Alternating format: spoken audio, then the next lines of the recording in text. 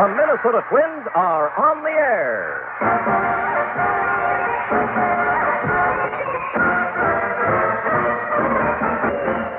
May 20th, 1969. The 1969 Twins had started the season strong with a 19-13 record, but had lost 4 straight games coming into a big 3-game series versus the AL leading Orioles in Baltimore. The game featured quite the pitching match between Baltimore's Dave McNally and Minnesota's Jim Kaat. The two pitchers just matched up 5 days prior, with McNally getting the best of the Twins, allowing just 1 hit in a complete game shutout. As center fielder Ted Eulander told Merle Harmon, the Twins were eager for a rematch. Now, Ted, what about Dave McNally and his one-hit pitching in Minnesota? And here the Twins are going to look at him tonight. Is he really that good? Well, I think since he came up with that real sharp breaking slider, and he's got the ball breaks quicker, his breaking ball is better, and he has tremendous control. So it was no accident that he won 20 games last year. He's a good pitcher. I don't think he's capable of throwing a one-hitter every time out, because if that was so, I don't think he'd lose too many games. McNally started the game facing the minimum in the first before Baltimore threatened in the bottom half of the inning with 2 on and 2 out as called by Herb Carneal and Halsey Hall. Frank Robinson at third, Powell at first. 2 balls and 2 strikes. The check of the runner at first. In comes the pitch, and it's strike 3 called over the inside corner as Kaat threaded the needle. So Rettenman goes, and so do the Orioles in the first inning.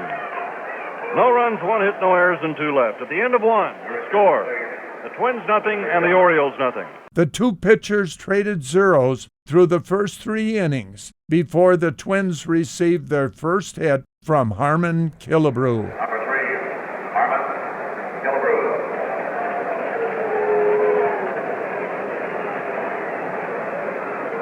Everybody heads, north? They swing to the left. Northeast, anyway. McNally throws. Killebrew belts one to left field. That's going to break up the no-hitter. Way back into the seats, a home run. Harmon Killebrew slams his 9th home run of the year, his 25th run batted in, and McNally's dreams of a no-hitter tonight and a shutout go down the drain as Killebrew gets the first hit for the Twins. He's the first base runner, and he belted that ball about 20 rows back into the bleachers. Kaat responded by facing the minimum in the 4th, 5th, and 6th before the Orioles finally etched the scoreboard with an unearned run. And Kurt Moten, I believe, is going to bat for McNally. He's a right-hander. In any event, McNally is out of the game now, or will be shortly. Yep. They're going to send up a pinch hitter. So McNally is out of the game. Kurt Moten batting for him. Batting for McNally, number 21, Kurt Moten.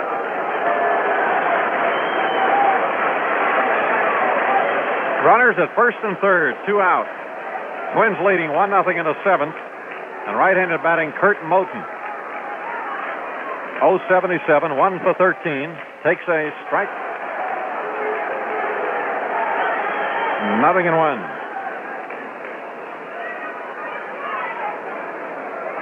Timeout. Plate umpire Clay, or rather Bill Haller, wants to have a look at the ball. Kurt Moten, who spent last year with Baltimore, played in about half their games, batted .198. Hit 8 home runs. Takes a pitch outside, a ball. Count is even at 1-1. Moten is not a very big fellow. He's listed as 5'7.5", 165.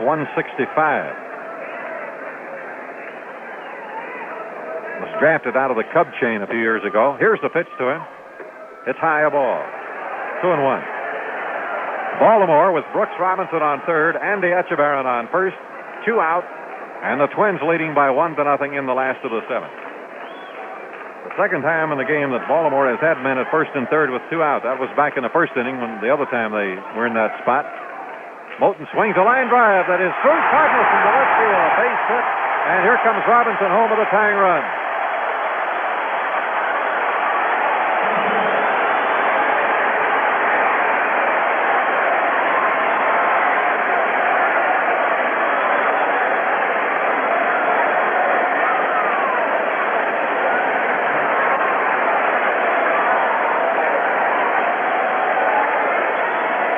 A low liner that took one short hop right past Cardenas. It looked as though he might have a chance to field the ball. It was a tough chance.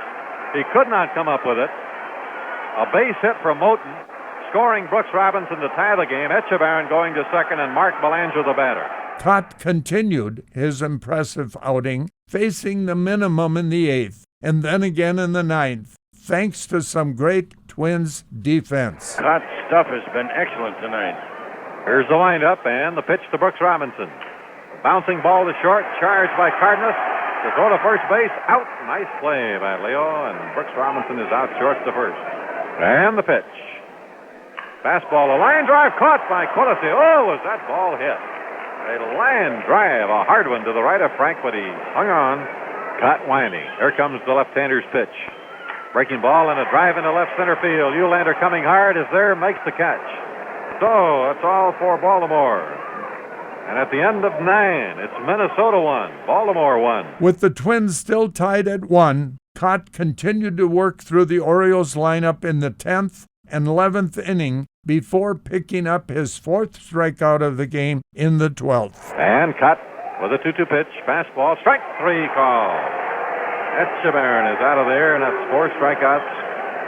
Kaat, and will bring up Marcelino Lopez. The Twins finally plated a run in the 13th on Ted Eulander's RBI single. 1-1 in the 13th inning. The Twins have 2 on, 1 out. Here's the stretch by Lopez and his pitch.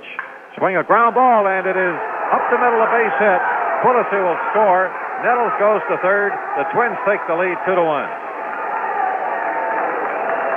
Eulander grounds a single to center field, scoring Quillisi from second base and sending Nettles on to third. Of course, Kaat was still in the game and extended that lead in the next at-bat. Nettles on third, Eulander on first, 1 man out. Here's the stretch. And the pitch to Jim. He swings, and it's a long drive into right center field. It's going deep. Powell way out there is getting under it and makes the catch. Here comes Nettles home. Holding at first base is Eulander. It's 3-1. Paul Blair racing deep into center field towards right center to haul in that high drive. So credit Kaat with a sacrifice fly. A run batted in, Nettles scoring to make it 3-1. Kaat looked to finish what he started as he towed the hill in the 13th, but was finally met with the Orioles' first earned run. Here's the windup by Jim Kaat. In comes his 2-2 pitch to Blair. Swing a high drive to left field, way back. It's a home run if it's fair, and it is a home run.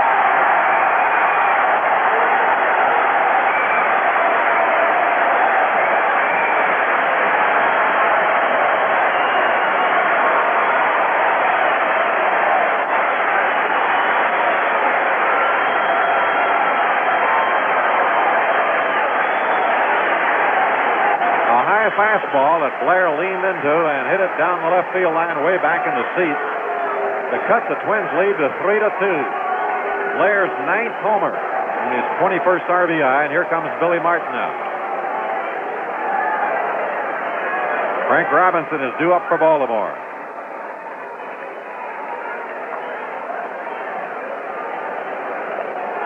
Boy, oh boy, what a moment of decision for Billy.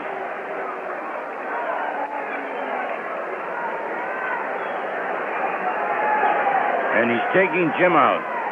And what a game Kitty has pitched. Nice game, Jim. Listen to the crowd. They're standing up.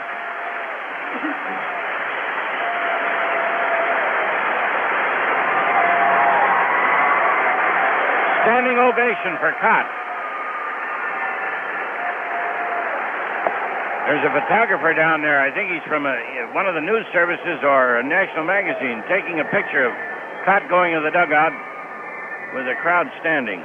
A standing ovation in the opposing team's ballpark for 12 remarkable innings. The Minneapolis Tribune beat writer Dave Mona counted Kaat's pitches that night and had him at 176. Kaat said after the game that he started the game weighing 230 pounds, and he checked the scale after the 12th inning to note that he had lost 12 pounds during the game. Ron Peranowski came on to finish the 13th, who also noted a weight loss after the game of 3.5 ounces. And the one-strike pitch. Swung on a high bouncing ball behind second. Here comes Carew. He's got the ball. The throw to first base is in time. He got him. Beautiful play by Carew, and the game is over. He throws out Redmond on a very close play. So Baltimore scoring in the last of the 13th inning on a home run by Paul Blair. But the Twins win it by a score of 3-2. Well, you're going to give it to me now? I'm waiting for you to come from underneath the think I table can there. still talk? You're an optimist. Holy cow, ladies and gentlemen. I say without reservation, and I'm sure you may agree with me, but you certainly would if you were here. In many ways, the most dramatic victory that the Twins have scored this year, and a tremendous triumph for Jim Kaat. Obviously, when you pitch 12 innings, and if I threw that many pitches, I probably gave up a lot of hits. Maybe I had deep counts, but I think we were kind of unfazed by it. I feel like if you had, say you pitched 12 innings, but you didn't have one inning where you had a lot of traffic or you had deep counts, you could log that kind of. They wouldn't let people do that today, but I can't say that I felt arm-wise. I didn't feel arm-weary. I think it was just because of the heat. I lost a lot of weight, but that happened, during the summer a lot of times when you pitched on hot, humid days. That's this week's Tale of the Tape. Play ball! The Merle Harmon Show, brought to you by Lennox, makers of the world's finest heating and air conditioning systems, and by the all-new Snapper mowers, the mowers that have finally made lawn mowing a snap. Tonight we're in Baltimore, where the Twins meet the Orioles in the first game of a 3-game series. You'll recall the Orioles were at the Met just last week, and a young man named Dave McNally pitched a one-hitter. He's the pitcher the Twins are going to be facing tonight. In a moment, we'll talk about that game and visit with Ted Eulander. Say, if you have one of those big lawns and the mowing seems to be getting it down, then we invite you to take a ride on the all-new Snapper Comet Riding Mower. Now, it's the mower you see on all the beautiful lawns all over town. Mechanical operation is simple and easy. There are 5 forward speeds plus reverse, and all the controls are right at your fingertips. Now, the Snapper Comet not only does a superb job on lawn mowing, it does many other jobs all year round. For example, it bags your grass, pulls a cart, a seed spreader, a lawn sweeper, and an aerator. It even does light dozing and snow removal. Now, why don't you take a test drive of the new Snapper Comet? You'll find the size that fits your lawn at Cahill Garden Equipment in Edina, the Ahmet Implement in Wendell, Duane's Marine in Big Lake. That's the Snapper Comet Riding Mower, the mower that's made lawn mowing a snap. That's not bad, Ted Eulander. We're going to hire you to do all the finger snapping on the Snapper Comet mower. Incidentally, I just finished doing my lawn before we started this road trip with one. It's great. Now, Ted, what about Dave McNally and his one-hit pitching in Minnesota? And here the Twins are going to look at him tonight. Is he really that good? Well, I think since he came up with that real sharp breaking slider, and he's got the ball breaks quicker, his breaking ball's better, and he has tremendous control. So it was no accident that he won 20 games last year. He's a good pitcher. I don't think he's capable of throwing a one-hitter every time out, because if that was so, I don't think he'd lose too many games. So let's talk about the Baltimore ballpark. How does this park compare with others to play in? You're a guy that has to cover a lot of ground. You got a big outfield here. Do you see the ball well? Well, it's off the bat it's okay, but when it comes up on a pop fly or long fly, you can't judge depth right away because of the way the stadium is built. It's something like Yankee Stadium. They're triple deck. Other than playing on the pop fly or long fly ball, it always seems like it closes on you because it's real short on the lines. And then it seems like the whole outfield's in center field, so it seems like you got too much room to cover. It don't seem like you can quite cover it. Now, some outfields will play the alleys and give you the lines in this ballpark. How do the Twins play it? We'll have to play it that way because the ball hit on the line will come to you if you're playing in the alley anyway. So The majority of their hitters, with the exception of a couple, are not pull hitters anyway. So we've got to play the alleys, and this cuts down on a lot of your extra base hits. Ted, you test a wall before a game? Do you take a ball out, throw the ball against it, and see how it comes off? No, I don't have too many walls that you have to worry about it hitting off of and picking it up that quick. Most all of them are screen wire or so, except for Chicago, which put theirs in now. It's screen wire, but Yankee Stadium, if it ever hits off the wall, I don't think I get to it in time to worry about it. It's so deep, but I believe in left and right, you have to kind of worry about the angle that it'll come off. You don't worry about those granite monuments in center field in New York, then, huh? No, I haven't had to shake hands with Lou Gehrig yet. All right, Ted, thanks so much for telling us about your play here in Baltimore and discussing the outfield fences and the likes, and thanks, too, for the nice snap. Not too bad. Well, it's a pleasure. Ted Eulander, say, are you making plans to build or buy a new home or modernize your present one? Be sure your plans include Lennox Whole House Central Air Conditioning. You'll add permanent value to your home, and your whole family will love the extra comfort and enjoyment. Find out how easy and inexpensive it is to air condition with Lennox. Call Twin City Furnace Company at 645-5818. That's 645-5818. Well, the Twins are starting a big Eastern road trip, and certainly it is a big one. Twins want to snap that little losing streak and get back on the winning ways, and they're going to have to beat the best in the East to do it, starting with the Baltimore Orioles tonight. So we hope you'll stay with us for the broadcast, and now stay tuned for the Billy Martin Show. The Merle Harmon Show is brought to you by Lennox, makers of the world's finest heating and air conditioning systems, and by the all-new Snapper mowers, the mowers that have finally made lawn mowing a snap.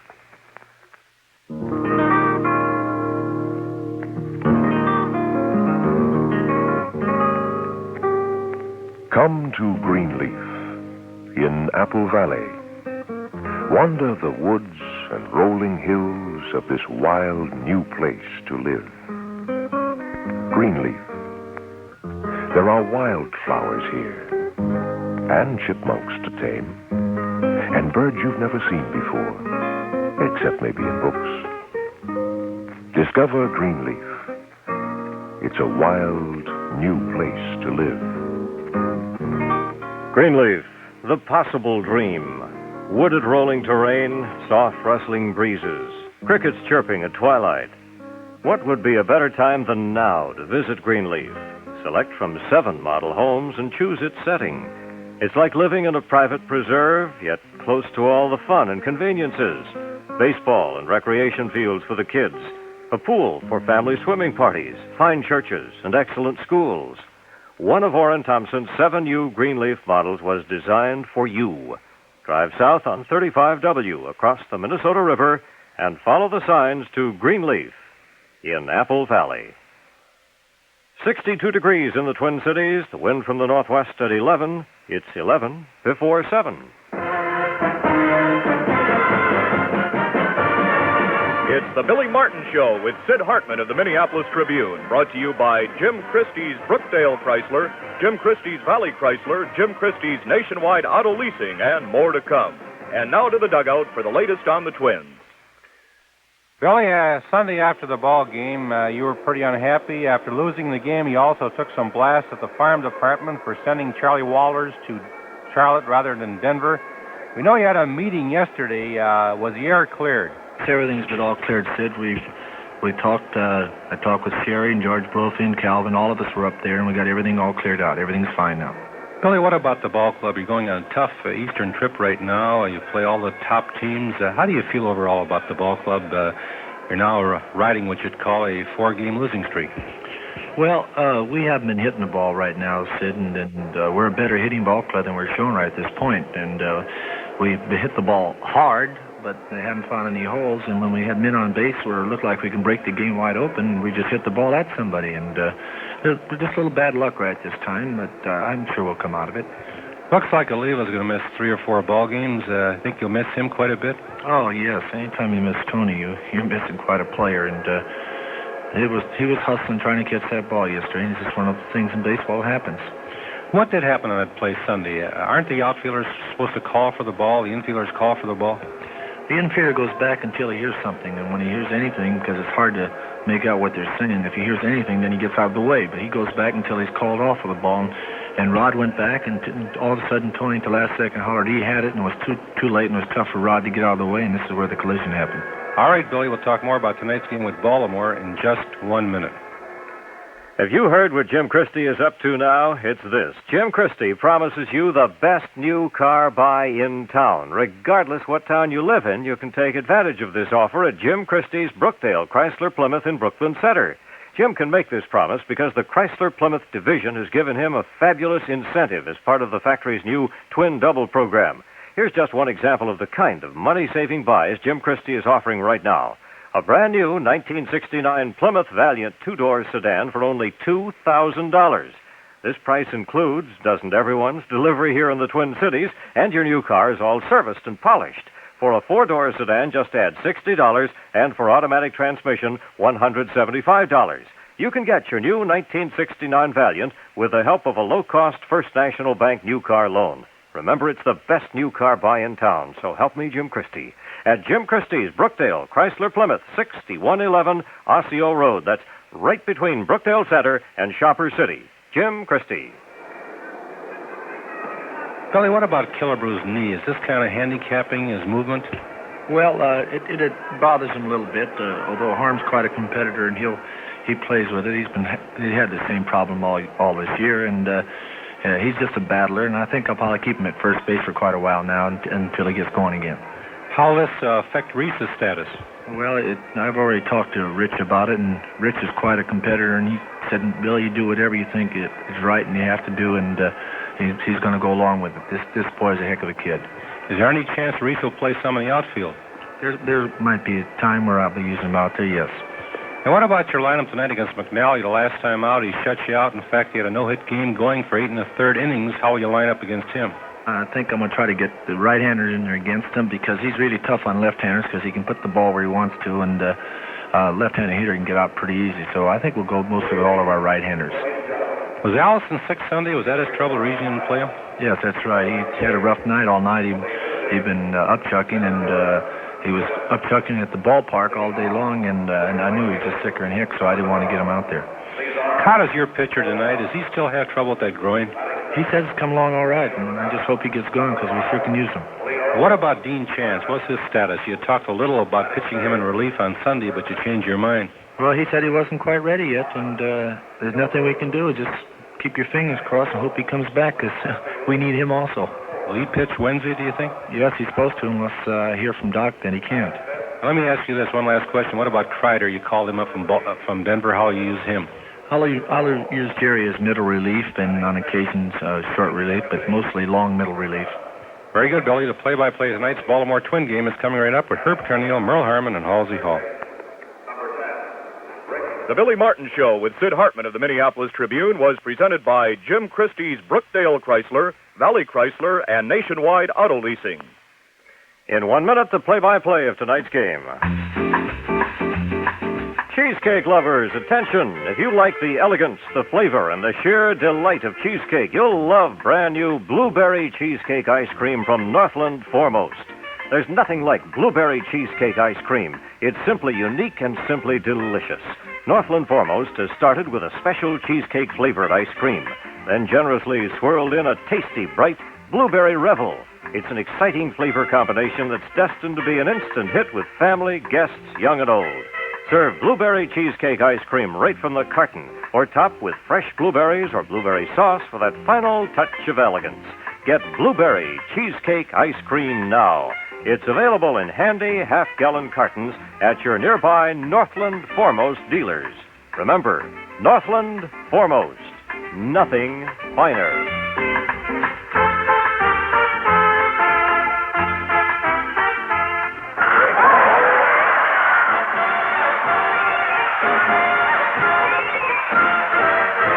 Minnesota Twins baseball is on the air. This game is brought to you by Hamm's, the beer born in the land of sky blue waters over 100 years ago. A beer is a beer is a beer is a beer until you've tasted Hamm's. By the 9 offices of Safe Sound Twin City Federal, save where famous twin clocks flash time and temperature. By your local heating oil distributor, a member of the Northwest Heating Oil Council, the man who keeps your home comfortably warm with safe, dependable oil heat. as a public service by Minnesota Blue Cross and its companion plan, Minnesota Indemnity Incorporated, offering total health care protection. And by Lindahl Oldsmobile, the Northwest's largest Oldsmobile dealer on Freeway 494, 3 miles west of the ballpark. Now, here's Halsey Hall. Well, thank you, and good evening, ladies and gentlemen.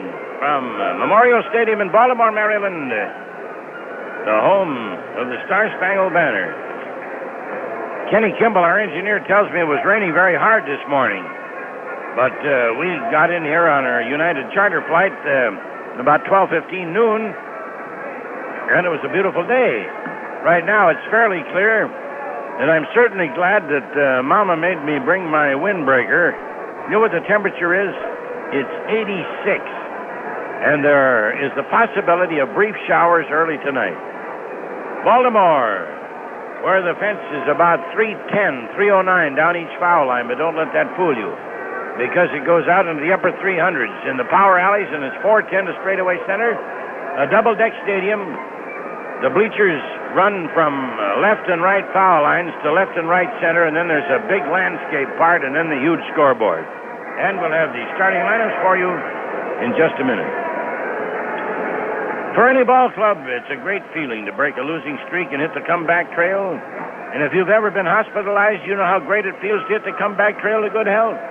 Unfortunately, though, when you leave the hospital, you don't always leave your get-well costs behind. You'll probably continue to see your doctor, and maybe you'll need x-rays and extra medicine. Minnesota Blue Cross has a companion plan that helps cover these extra costs. The plan is called Minnesota Indemnity Incorporated. Even if you never go to the hospital at all, MII can cover your doctor bills, drugs, laboratory tests, x-rays. If you should end up in the hospital, MII can even help cover the income you might lose during your stay. It's a member of the Minnesota Blue Cross family of health care plans, and while Minnesota Blue Cross provides benefits for hospital care, MII provides benefits for medical care that follows you and your family all the way to recovery. Even if your family's health never hits a losing streak, it's nice to know the family plans stand ready to protect you. Blue Cross and MII do more. For Baltimore, Mark Belanger, shortstop. Paul Blair, oh, remember that guy? Center field. Frank Robinson, right field. Boog Powell, first base. Merv Rettenmund, Rettenmund, left field. Brooks Robinson, third base. Dave Johnson, second base. Andy Etchebarren, Etchebarren, catching. And the guy named Dave McNally is pitching our national anthem.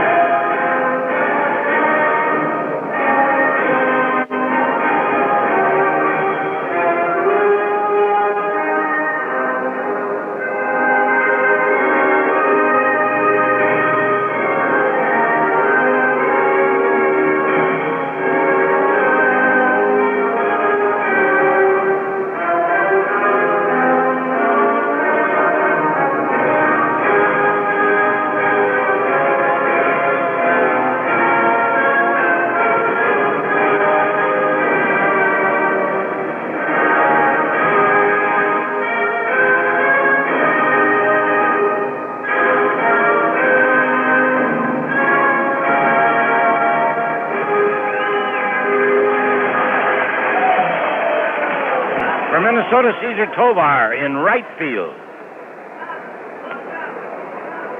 Leo Cardenas, shortstop.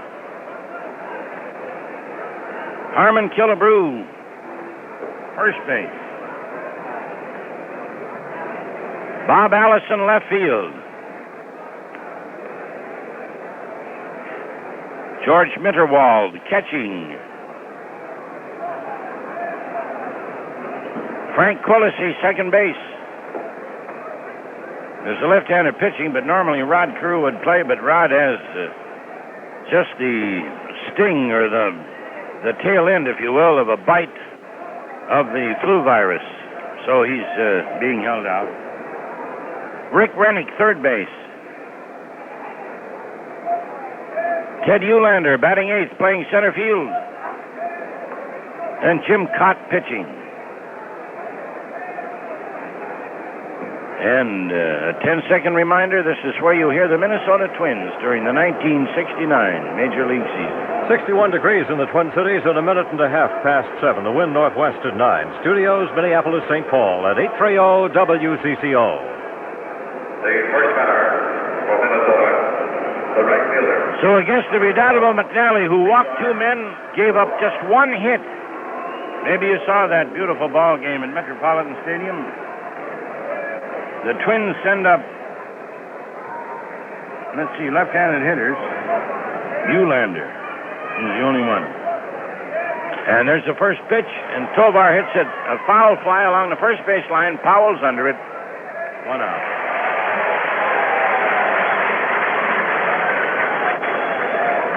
Well, two left-handers, of course, counting Kaat.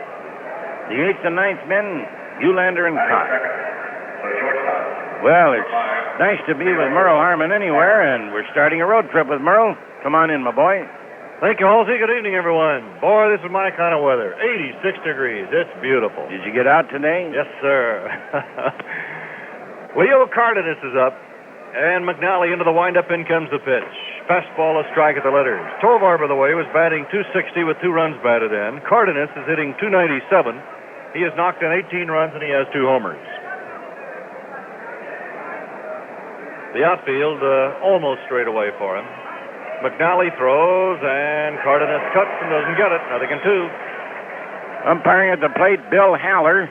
First base, Jim Honachik. Second base, Ron Luciano. And third base, Frank Humont. This is the biggest set of umpires in the league. Yes, sir. Hadn't thought of that, but you're so right. 0-2 pitch, bouncing ball to the right side. Dave Johnson on the second out. Fields it, flips to first for the out. 2 gone. Next is Harmon Killebrew batting .273. Harm has 8 home runs and 24 runs batted in. Tovar, who first ball hit and fouled out to Boog Powell, had the only hit off McNally after Dave had gone the 8 1/3. So I'm sure Dave got some satisfaction on retiring Tovar in such short order.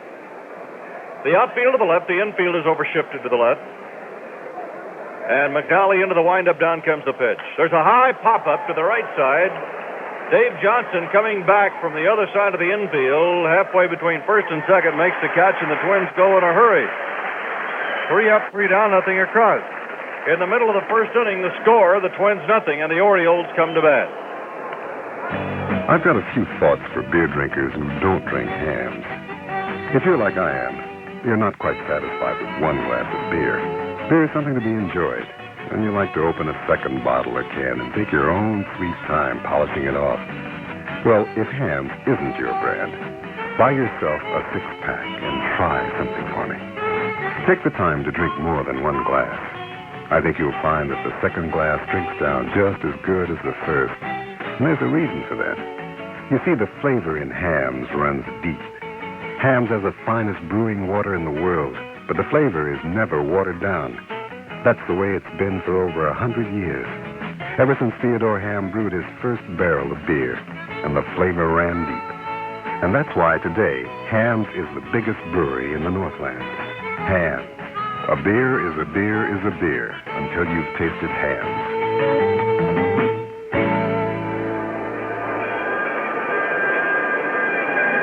Theodore Ham Brewing Company, St. Paul, and other cities. And boy, Halsey, this is real Ham's weather, isn't it? Yes, it is. This is when you'd like to have a nice, tall, cool one. And also when you'd like to ham it up.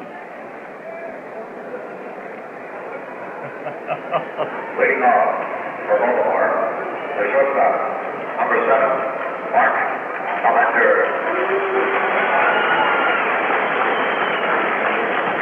Mark Belanger leads off for the Orioles. He's the Baltimore shortstop. He'll be followed by Paul Blair and then Frank Robinson. Jim Kaat is into the windup, and down comes the pitch. High and outside, ball one. You know, Merle, Kaat did one thing I've seldom seen done when a pitcher's going to work. He was catching the ball for the fungo hitters.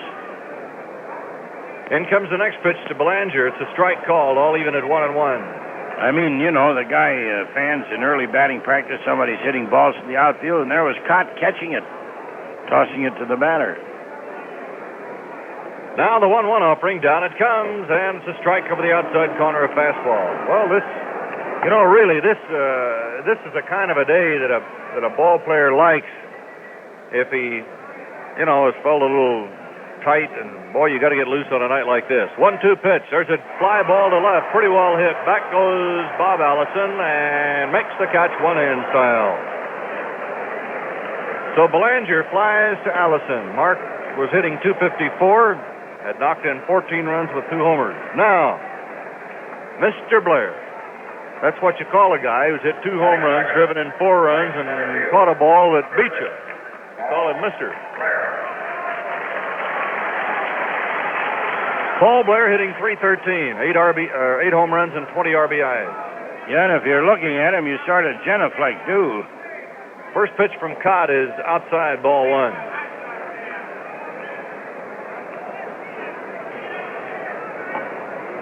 Kaat, of course, was the victim of that great shutout that McNally pitched against the Twins up at the Met. Now Kaat throws a changeup high and outside, ball 2 and 0 strikes. Jim is after his 3rd win of the year against the Birds, a lifetime record of 13-13. 2-0 pitch. There's a fly ball to center straight away. Eulander should handle this one easily, and he takes it for the out. 2 gone. Halsey, they put new lights in here this year. This ballpark seems to be so much brighter. Wait a minute, have they, Kenny? Yes. Our engineer, Kenny Kimball, says yes. Now that you mention it, Merle, it does, yeah. It's like daylight. Frank Robinson is up. Frank batting .338, has knocked in 32 runs, and he has 11 homers. Used to be dark back in left center and right center. And boy, she's plenty bright now. The pitch to Frank Robinson. Check swing, and it's low for ball 1. George Mitterwald working behind the plate. At third base, Rick Rennick. At short, Leo Cardenas. Frank Coolesy at second, and Harmon Killebrew at first. Allison in left, Eulander in center, and Tovar in right. Now the 1-0 pitch, down it comes. Frank Robinson takes it low, ball 2. Give you a better picture, fans. The Twins here have the first base dugout and the bullpen in right center in back of a high green padded fence. The Orioles bullpen is in left center. Now the 2-0 pitch, and it's outside, ball 3. You know, in the early years that the Orioles played in this stadium, well, they came into the American League in 53, I believe it was. 54? 54. The Orioles had the first base dugout. 3-0 pitch, and it's cut on and hit foul outside of third, 3-1. And the visitors, of course, we always went to the third base side, and then one year or one trip, the same year, came in and found out that the visitors had been moved to the first base side. That was Paul Richards' little stunt. And you know the reason why? About 4 o'clock in the afternoon, does it come into that first base dugout. And Richards said, why should we make the home team suffer? Let the visitors suffer. That's good old Paul. 3-1 pitch. Just barely outside, ball 4. So Frank Robinson is on. Now Boog Powell comes up. First baseman, number 26. Boog Powell, who's had a red-hot bat. Powell is batting .292, has driven in 27 runs, and he has 4 homers. Well, let's see what else he's been doing. He's hit safely in 9 straight games, and in that stretch, he's batted .412 with 12 runs batted in. Here's the pitch to Powell. Strike call to the outside corner, big sweeping curveball. Since April 20th, he's hit .347. So Powell is in one of those streaks, and he has him. No balls, 1 strike. Jim Kaat off the stretch, looks at first. In comes the pitch, and Boog takes another big breaking ball outside. It's 1-1.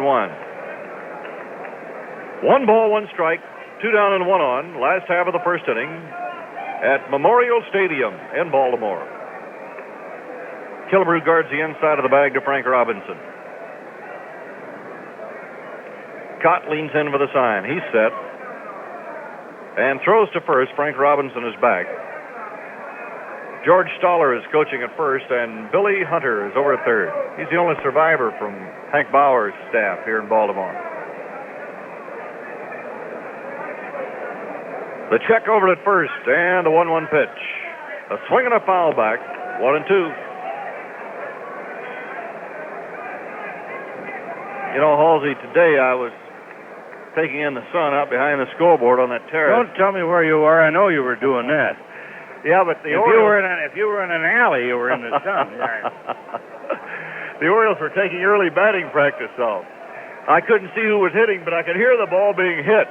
And I said, that's got to be Powell. And I got up and looked over the fence. Sure enough, it was Powell. There you are. Here's the pitch to Boog. He lines one into right field. Tovar over. Can't get it. It's going to be off the wall. Around second, heading for third is Frank Robinson. Tovar's throw holds Boog Powell to a single. The Orioles have runners at first and third. Tovar played that ball well, and it's a tough wall to play a ball off of. But he held Powell to a single. Robinson moved to third, and with 2 down, the batter will be Merv Rettenmund, the left fielder. Batting fifth, right left fielder, number 14, Merv Rettenmund is hitting .288. Has hit 2 home runs and driven in 11. No score last half of the first inning. The Orioles are threatening. Jim Kaat off the stretch, and the runners move up. In comes the pitch. A shade high for ball 1. This is the first of a 3-game series here in Baltimore. It's a tough trip for the Twins. They have 4 big games in 3 days in New York. Friday night, Saturday afternoon, a doubleheader Sunday. Then they go right to Washington, then to Boston. The check at first and the pitch. Rettenmund takes a changeup outside. 2 balls, no strikes. Some of the other games are underway. Washington leads Seattle 2-0 in the second. Kansas City and Cleveland are scoreless in the first. Frank Robinson at third, Powell at first. And Kaat delivers. Rettenmund hits a ground ball, foul just outside of third. Oh, was that close. The last bounce was foul as it left the infield. 2 balls, 1 strike. Halsey, this kid looks like a pretty good hitter. Doesn't he, though? Yes, the Orioles have thought highly of him, Merle, and he hit well against us at the Met the ball well.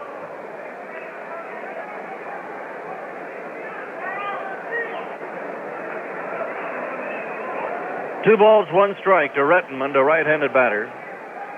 Jim Kaat to the belt. Down rides the pitch. Hit foul off to the right. 2 balls, 2 strikes. Bill Haller examines the ball. His brother Tom is the catcher with the Los Angeles Dodgers. Well, at least brother doesn't have to work behind brother. 2-2. I wonder if they'd permit that. Suppose they would? Oh, I don't know, Merle. I wonder if it's ever happened in baseball. 2 balls and 2 strikes. The check of the runner at first. In comes the pitch, and it's strike 3 called over the inside corner as Kaat threaded the needle. So Rettenmund goes, and so do the Orioles in the first inning. No runs, 1 hit, no errors, and 2 left. At the end of 1, the score: the Twins nothing and the Orioles nothing. Are you looking for a 4-door sedan, a nifty sports car, a convertible, a big car, or a little car? Well, the place to go is Lindahl Olds on Freeway 494. Lindahl has hundreds of used cars, all serviced and ready to drive home. And you'll find just about every make, model, color, and style. No other dealer in the Northwest can top the selection. And now, during the month of May sale, prices are at an all-time low on every single used car in stock. Simply select the car you want, buy it with the help of bank financing and insurance, and drive it home minutes after your purchase. That's the way Lindahl does business. Lindahl Lowe's is conveniently located on Freeway 494, just 3 miles west of Metropolitan Stadium. In addition to hundreds of used cars, you'll find the amazing new GMO. It's the car exclusive in the Twin Cities. Lindahl has a huge supply ready to drive out tonight. Now, whether it's a used car or a new Olds, they're writing winning deals now at Lindahl Olds during the month of May sale. Stop in and get in on the savings action at Lindahl Olds. Tell them Merle sent you.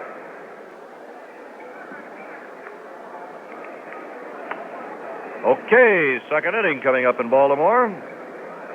Bob Allison will lead off, followed by George Mitterwald and then Frank Quillisi. No score. Battle of the left-handers is on. Dave McNally of the Orioles, Jim Kaat of the Twins. And the first pitch to Allison is a strike at the belt. Bob is hitting .250, has 2 home runs and 4 RBIs. No balls, 1 strike. McNally delivers. Breaking ball popped up on the first base side. Under it is Boog Powell, and he has it. With 1 gone in the second, George Mitterwald checks in. George is batting .250 also. Has 2 home runs and 3 RBIs. He's a right-handed batter out of Hayward, California, in the East Bay area. 1 out, nobody on, top of the second. A hot night in Baltimore, 86 degrees at game time. Man, this is summer.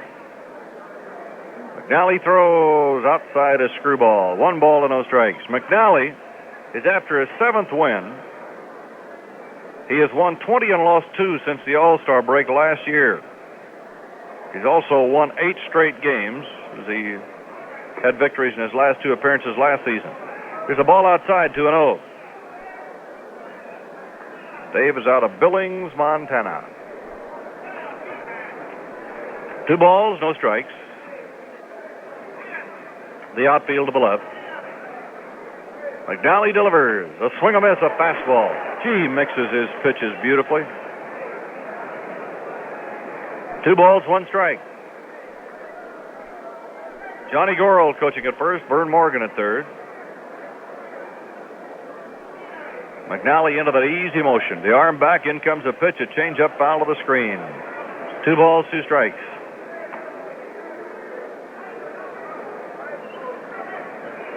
Frank Quillisi to be up next.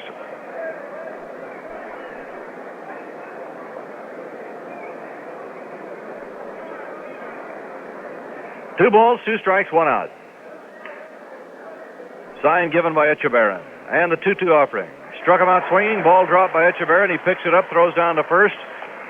And that takes care of Mitterwald. So Echeverria gets an assist.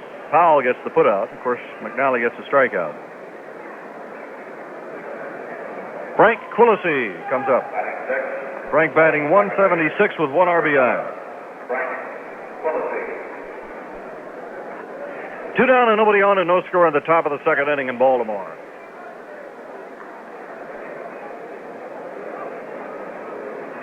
Echeverria sets a mid as a target. McNally delivers, and a strike called at the knees. Fastball.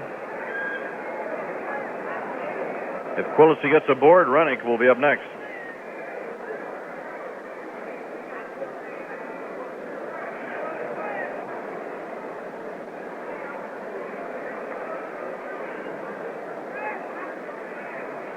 Something had happened to Frank there for a moment. Bill Haller stepped over and looked at him, asking if he's all right. Here's a ground ball past the mound out near second, fielded by Belanger. The throw to first. Quillisi is out, and the Twins go in order. So McNally is starting out like he did at Metropolitan Stadium last week. 3 up, 3 down, middle of the second inning. The score, the Twins nothing and the Orioles nothing. You know, one of the most popular money-building plans to come along in many years is Twin City Federal 6-month savings certificates, $1,000 minimum. They are popular with many, many people in a variety of income brackets, and they are popular for a variety of good reasons. Twin City Federal has made them easy to use, for example. Now, people like that. And, of course, there's the 5.25% per year. It's the highest return you can earn on insured savings. Twin City Federal pays it from the day you put your money to work, and people like that. And then there's Twin City Federal's tremendous safety. People like that. Put everything together. TCF safety, TCF service, TCF's generous dividends, and you have the best bargain in thrift. Why settle for less? Get into savings certificates at Twin City Federal just as soon as you can. There's a future in that. Safe, sound Twin City Federal, where the famous twin clocks flash time and temperature.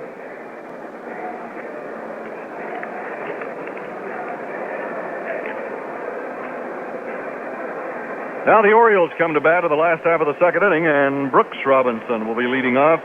He'll be followed by Dave Johnson, and then Andy Etchebarren. Say, folks, Halsey's out of the booth right now, and let me talk to you for a minute. You know, he's got a birthday coming up Friday, and I thought you might like to send him a birthday card. So if you'll get your pencils and paper out, I'll give you the mailing address to the hotel in New York. His birthday is Friday, and the Twins will be there that day. So just a moment, I'll give you the address if you'd like to send him a card to address it to. Okay, here's Brooks Robinson, and he pops the first pitch high on the first base side. Quillisi back in the grass is under the ball and makes the catch. 1 out. See what Brooks Robinson was batting. 224, 5 home runs, 22 RBIs. Dave Johnson is next. Johnson is batting .235. 1 home run, 11 RBIs for Dave. Fine fielding second baseman of the Orioles. Baltimore's leading the Eastern Division, 3.5 games ahead of the second place Boston Red Sox. First pitch to Johnson is low for ball 1. The Orioles are 6 games up on Boston in the win column. 1-0 pitch. There's a smash on the ground off the glove of Cardenas out into left field. Allison comes up with the ball. The throw goes on to second, and Dave Johnson is at first with a single. Well, Leo makes a lot of spectacular plays, but he just couldn't come up with that one. Next is Andy Etchebarren, the catcher. If you want to send Halsey a birthday card, and Friday will be his birthday, address it to Halsey Hall, Minnesota Twins, Roosevelt Hotel, New York. New York. That's where the Twins will be staying in New York. So it would reach him there. The chuck of the runner at first, and the pitch to Etchebarren. Bouncing ball to the mound, fielded by Kaat. He throws to second out there, and Cardenas doesn't have time to relay to first. So Etchebarren is on by the fielder's choice. Andy hitting .319 as he came up.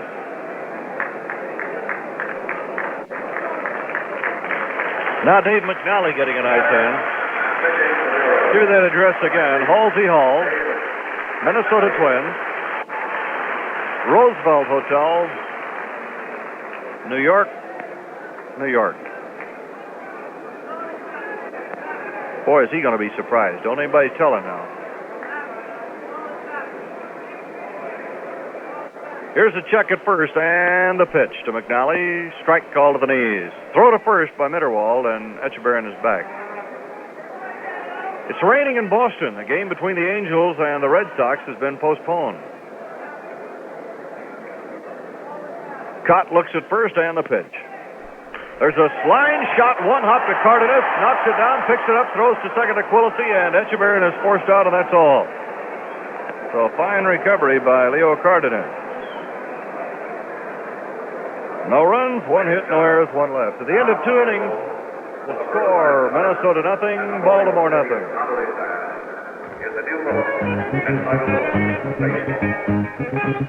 I've had a lot of lager, I've had my share of bock. Every brew the brewers brew, I've sampled all their stock. I've had beer here, I've had beer there, but that's beer over the dam. Cause the beer is the beer is the beer is the beer until you've tasted ham. That's right, ham. The beer born in the land of sky blue waters over 100 years ago. I've had beer from a pitcher and from a German mug. I've filled up a paper cup, I've poured it from a jug. I've had beer mild, I've had beer bold, I drink it whenever I can. But a beer is a beer, is a beer, is a beer until you taste its ham.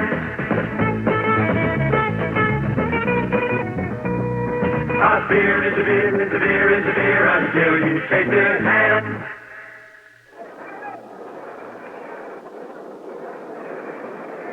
At the end of 2 innings, it's the Twins nothing and the Orioles nothing. And Rick Rennick will be the first man to face McNally in the 3rd inning. He'll be followed by Ted Eulander and then Jim Kaat. Rick is still looking for his first hit. He is 0 for 10. The 7th batter from Minnesota, playing third base, number 10. Jerry Kreider has reported. He checked into the Twin Cities yesterday, made the trip to Baltimore today with the Twins, and he'll be wearing number 27. McNally winding, in comes the pitch to Rennick. A shot foul. Look out, Vern. Ooh, boy. Not bad footwork there. A few more steps like that, and he can start the Vern Morgan dancing school.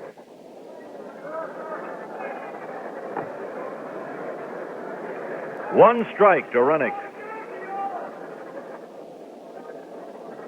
McNally pumps, in comes the pitch. Bouncing ball, broken bat, one hopper to McNally, throws to first for the out. You probably heard that one break. Ted Eulander's batting .292. He's driven in 10 runs and he has 1 homer. Left-handed batting center fielder. Batting 8, playing center field, number 11, Ted Eulander. The outfield plays him to slice the ball to left center.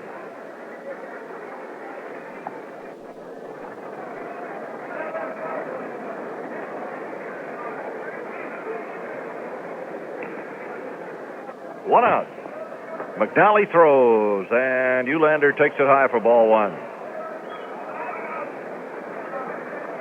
Cleveland 1, Kansas City nothing. 2nd inning in Cleveland. Detroit getting ready to go at Chicago.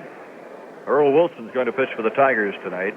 Eulander lines a foul, slicing it off down the left field line. 1 ball and 1 strike.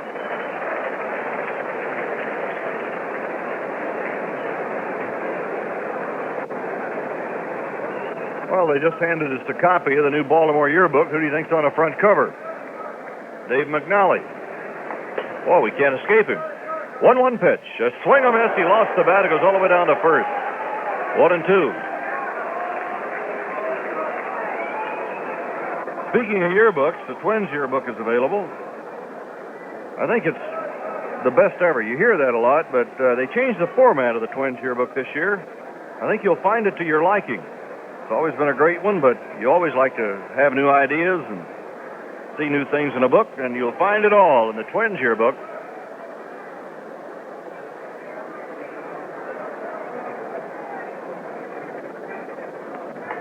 Now the 1-2 pitch to Eulander. Down it comes, and he loops one down behind third. It's slicing foul. Brooks Robinson almost made a leaping catch. Still 1-2.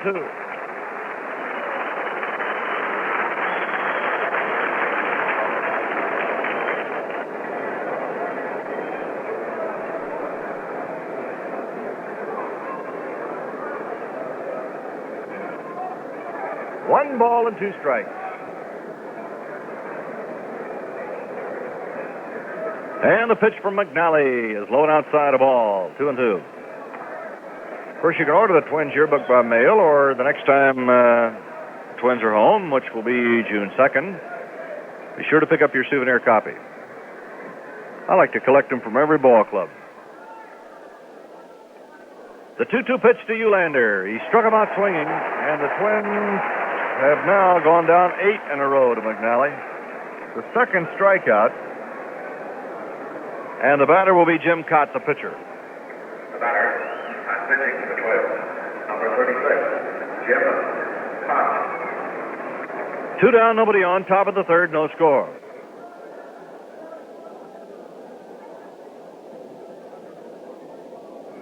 Sign given by Etchebarren, and McNally delivers. A ground ball to the shortstop. Belanger has it. The throw to first, Kaat is out. It's 1-2-3, and McNally has cut down the first 9 men. 3 up, 3 down, nothing across. Middle of the third, the score. The Twins nothing and the Orioles nothing.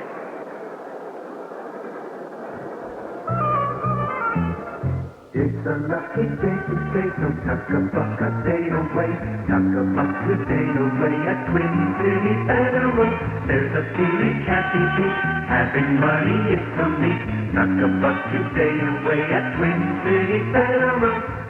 Save regularly over the years, and Twin City Federal will put more money into your savings account than you will. Save $50 a month, and you'll have $38,000 in 30 years. 20,000 of it will be dividends, figured at the current passbook rate. Save with Safe Sound Twin City Federal. That's the way to generate good luck. It's a lucky day today, so tuck a buck a day away. Tuck a buck today away at Twin City Federal. There's a feeling can't be beat, having money is the meat. Tuck a buck today away at Twin City Federal.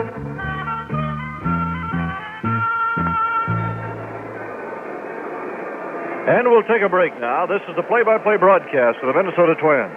61 degrees in the Twin Cities. Head for Kid Country, where the whole family enjoys life. Kid Country. That's Verndonne's Oak Park, a planned community out in nature's playground. Plenty of safe kid rooms, plenty of peace for parents. Pick out a home in Verndonne's Oak Park. Check Sunday's paper for directions. 28 before 8, Studios, St. Paul, Minneapolis at 830 WCCO.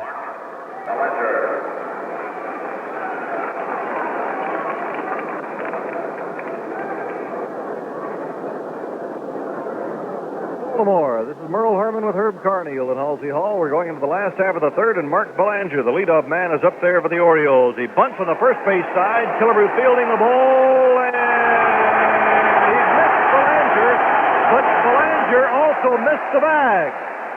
Belanger slid for the bag and missed it. Had Killebrew gone back and tagged him, I think he would have been out, because Jim Honachek made no sign until Belanger scurried back for the bag.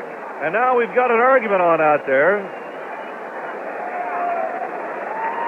It'll be a base hit for Belanger as he bunts his way on.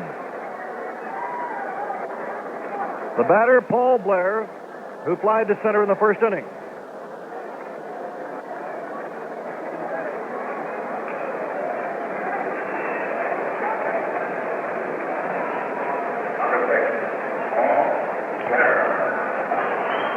Paul Blair is up, the Baltimore center fielder. Belanger at first and nobody out of the last half of the third.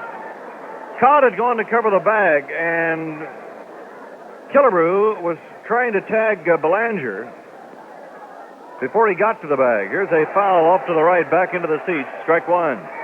Harm took a swipe at him with a glove, but Jim Kaat was there also, and Belanger ran to the outside of him, slid for the bag, but he missed it. And Jim Honachek did not give a sign until Belanger had scooted back. And I think Harm Killebrew thought he'd already been called safe, and so he was starting to protest, and Belanger got back there. Here's the next pitch to Blair. There's a bouncing ball to third, taken by Rennick. Down to second out there. Quillisi relays to first, double play. So they wipe out Belanger anyway. Around the horn she goes, 2 down. Here's Frank Robinson, the right fielder who walked in the first inning.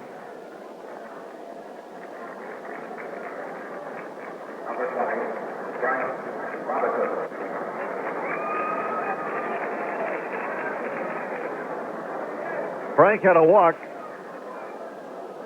and coming into this game, he's right up where you expect Frank Robinson to be, batting .338. There's a high fly ball to left, hooking. Let's see if it goes foul. It does, and it's way back into the upper deck. No balls, 1 strike. I believe it was Robinson's first year here after he was traded by Cincinnati that he hit one out of Memorial Stadium over the left field bleachers. I don't believe it's ever been done since or before. No balls, 1 strike. Kaat winds, in comes the pitch. Fastball, it's low, 1-1. Give you a check on the scores and the pitchers and the scoring here in a moment. 1 ball, 1 strike, 2 down. Kaat works, in comes the pitch. And it's high for a ball, 2-1. Angels in Boston rained out. Seattle just scored 4 runs in the top of the third, and the Pilots now lead Washington 4-2. Jim Hannon was knocked out. Bob Humphreys on in relief in the third. Marty Patton is going for Seattle. 2-1 pitch to Frank Robinson. Strike 2 called. All even up at 2-2. Cleveland 1, Kansas City nothing in the last of the third. Sudden Sam McDowell going for the Indians. Mike Hedlund is pitching for Kansas City. Kaat's 2-2 pitch on the way. Frank Robinson hits it on the ground, headed for right. It's in for a base hit. Cesar Tovar runs the ball back toward the infield. Robinson holds it first with a single. And Boog Powell, who singled to the right field wall in the first inning, is next. Oakland at New York. No score in the last of the second with the Yankees batting. Jim Nash going for Oakland. Fritz Peterson for the Yankees. Detroit at Chicago. Earl Wilson against Tommy John.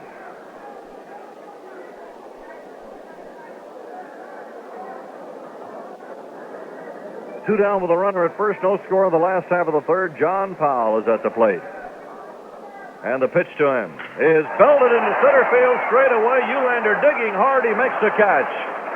Another one of those solid-sounding blasts off the bat of Powell, but this one was caught. In the third, no runs, 2 hits, no errors, 1 left. At the end of 3, it's the Twins nothing and Baltimore nothing. Well, just about all of you ladies should be interested in this story. It's about a housewife who saved $94 a year on her household budget, and she didn't have to starve the family to do it. Now, here's the letter she wrote. Imagine having an extra $94 every year for new dresses. I just called my oil burner service man and asked him to check over our furnace. He told me that one of the new, more efficient oil burners could reduce my fuel bills as much as 30%. When I figured out how big of a boost this would give my household budget, I told him to go ahead and put in the new burner. That was a year ago.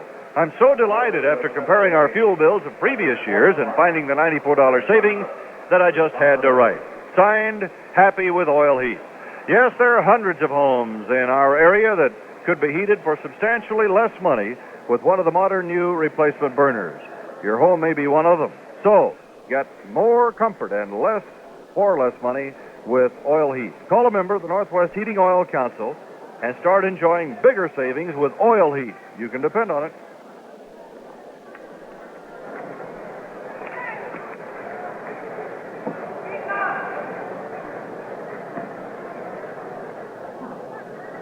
Yeah. The batter, number 12, Cesar Tovar. Now we go to the top of the fourth. Cesar Tovar leads off, the right fielder. He'll be followed by Cardenas and Killebrew. And, we're getting some clouds. Uh-oh. Big black ones. Well, how can you, for heaven's sake, how can you tell? All you got to do is look. That sunburn's got you. First pitch to Tovar is a strike at the ball, the fastball. It's pitch black out here, and Harmon is picking out clouds. Where can you see? Listen, you're the one that forecast rain. No, I didn't. Now the 0-1 pitch. Ball, it's outside and high, 1-1. Is LSD hard to get here in Baltimore? Well, I don't know. Love of Mike. And the 1-1 pitch. There's a foul ball to the left, 1-2. I thought you were against flying. Ha ha. Well, they did predict a possible chance of brief showers, but it certainly was lovely when the game started. 1 ball, 2 strikes, nobody on or out. Fourth inning, no score. McNally and Kaat battling each other. Tovar, who busted up McNally's no-hit bid, takes a fastball outside, 2-2.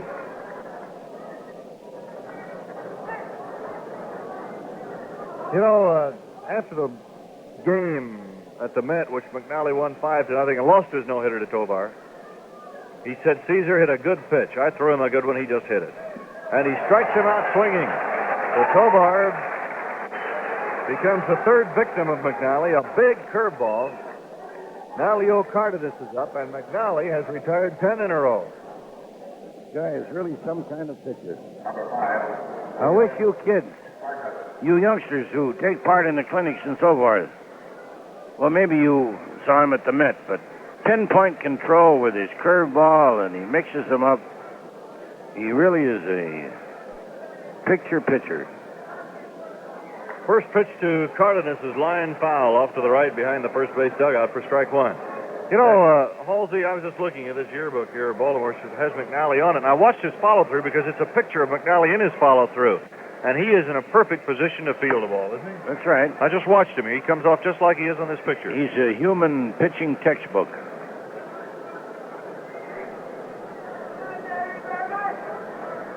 Now the 0-1 pitch. Here it is. And it's cut on foul to the left. No balls, 2 strikes. Remember Bobby Shantz, little Bobby? Oh, sure. Boy, he had some follow-through. He was always ready to field the ball. Well, he's probably the greatest fielding pitcher that ever lived. Either he or Ted Lyons. You just couldn't hardly bunch your way on against Bobby Shantz. Now the 0-2 pitch down at Cons. There's a high fly ball foul on the first base side, headed for the seats, and it's out of play. No balls, 2 strikes. Speaking of Bobby Shantz, you know something else about him? He was a good hitting pitcher.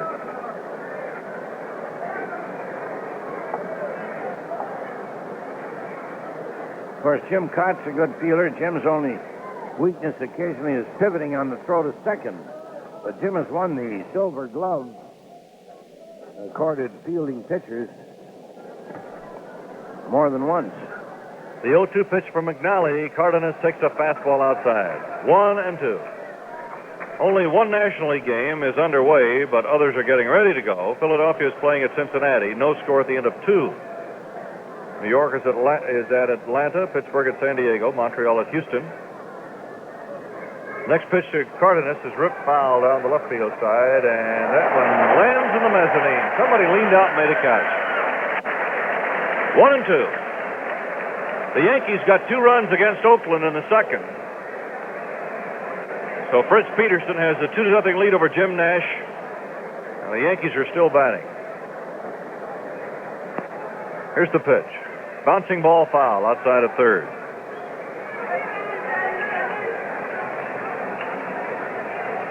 Harmon Killebrew will bat next.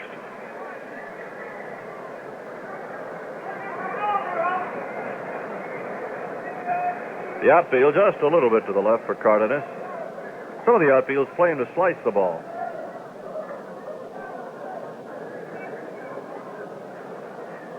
Dave McNally with the arm back, and down comes the pitch, and Cardenas fouls it off on the first base side to the upper deck.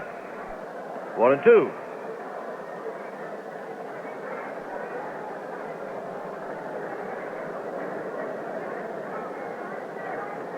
The outfielders kind of bunch here in Baltimore and play the alleys. You heard Ted Eulander talking about that on the pregame show tonight. They have to give the batter the corners because it's only 309 feet to the foul line. 1-2 pitch. Foul back into the net. 1 ball and 2 strikes.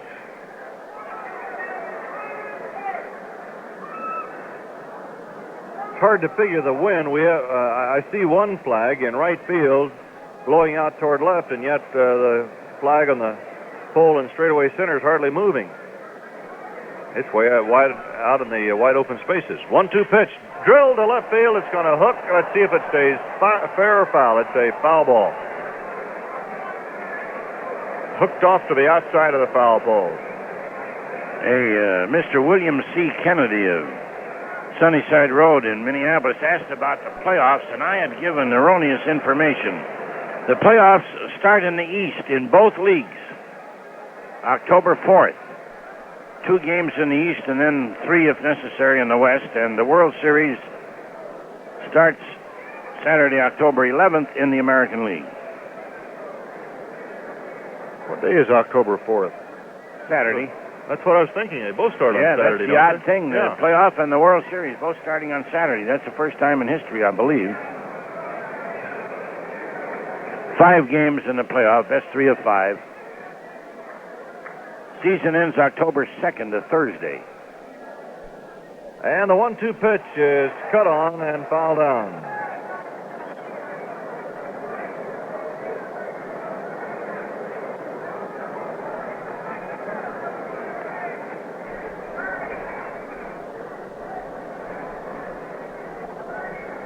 One ball, 2 strikes to Cardenas. No score in the top of the 4th. 1 out. McNally tries again, and it's inside. Ball 2 and strike 2.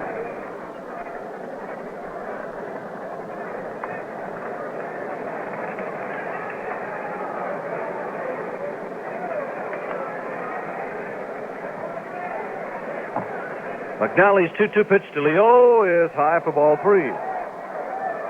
Now, strangely enough, it was Cardenas who got aboard first against McNally, and that one-hitter. In the 5th inning at the Met last week, Cardenas walked to break up McNally's perfect game.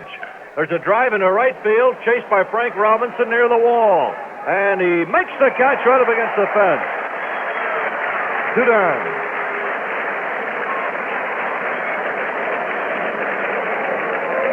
That'll bring up Harmon Killebrew, the first baseman, who popped up in the 1st inning. Number 3, Harmon Killebrew.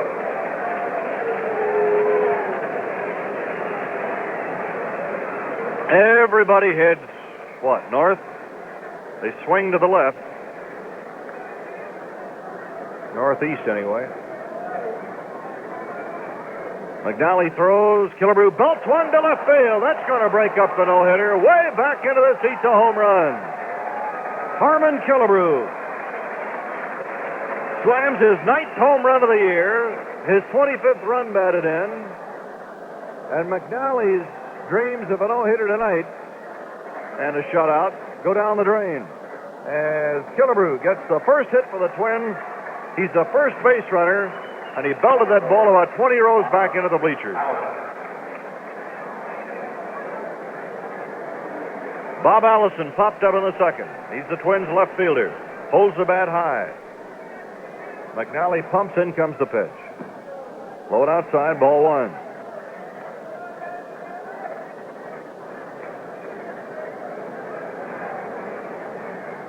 One ball and no strikes. Echeverren with a sign. McNally throws low for ball 2. So McNally had retired the first 11 batters when Killebrew whacked him for the home run, and now George Bamberger, the pitching coach, is going to come out to talk to McNally. Maybe he figures he's a little shook after that one, Halsey. But well, for heaven's sake, Dave's been around. That's nothing, for heaven's sake. Guy hits a long ball to left field, and you throw 2 balls. I don't see any cause for consternation. But maybe George knows something we don't.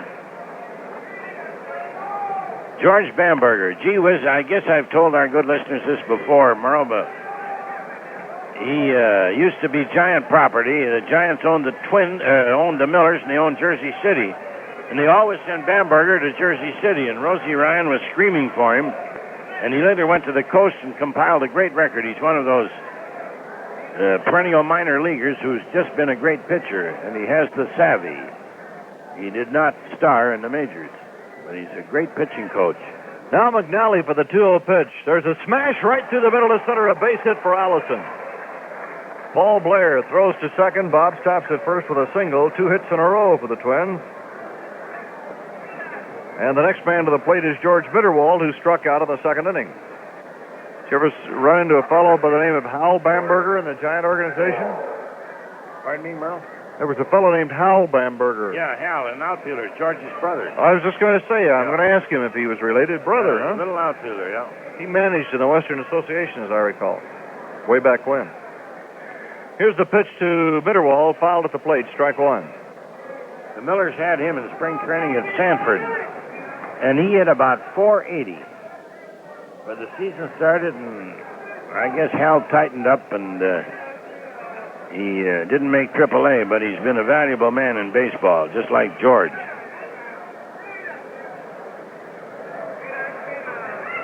No balls, 1 strike, 2 down, 1 on. The Twins 1 and the Orioles nothing in the top of the 4th inning.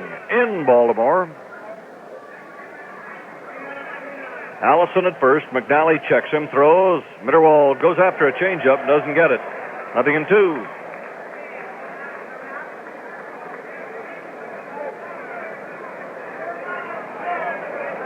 No balls, 2 strikes.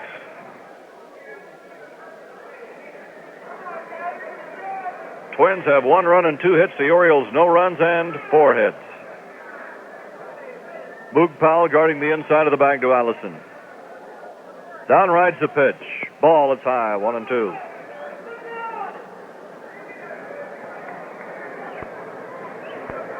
One ball, 2 strikes, 2 down. Twins and the Birds go at it again tomorrow night, then wind up the series Thursday night. 1 ball, 2 strikes. McNally sets. Looking at first, delivers. There's a high pop-up to the right, and this one's going to be back into the crowd. And no, wait a minute. Is it or isn't it? Boy, I got saved just barely. Looked like the ball was coming back about 4 or 5 rows and instead landed in the first row, and Echeverren had his glove over there, but just couldn't quite get to it. I think one of the fans was bothering him a little bit. So it's 1 ball and 2 strikes.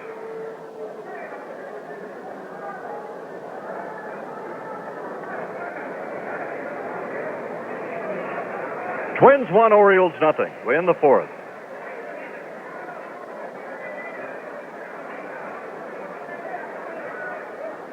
Allison moves off at first.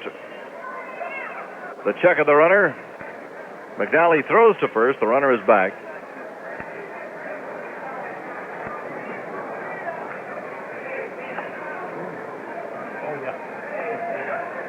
One ball, 2 strikes. Here's the next pitch. Mitterwald slams it. Foul just outside the third base line. A vicious shot. Retrieved in left field by Merv Rettenman.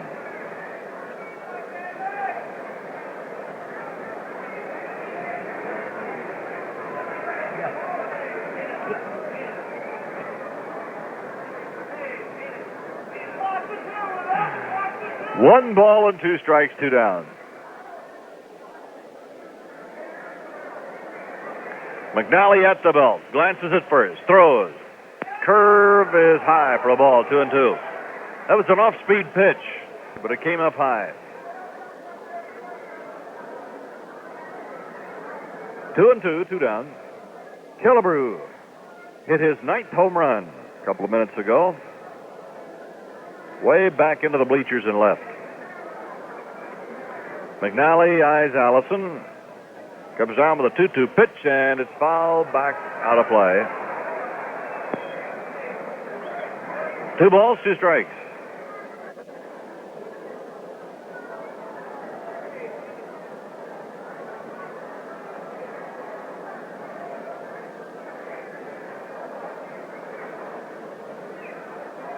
The Twins 1, the Orioles nothing in the 4th.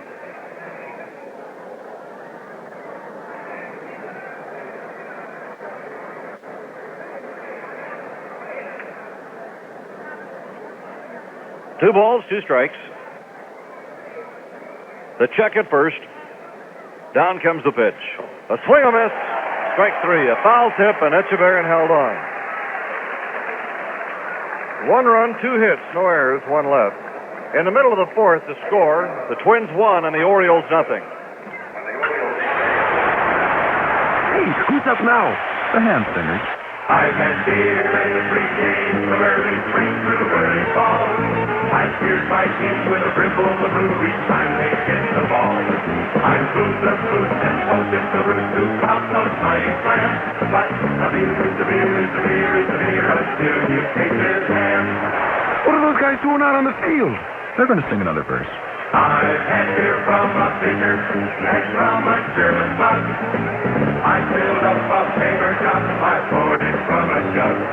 I've had beer mild, I've had beer cold, I drink it whenever I can. But a beer is a beer is a beer is a beer until you taste it ham.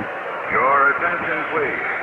Hams was born in the land of sky blue waters over 100 years ago. Hey, when are they going to get started again? Right now.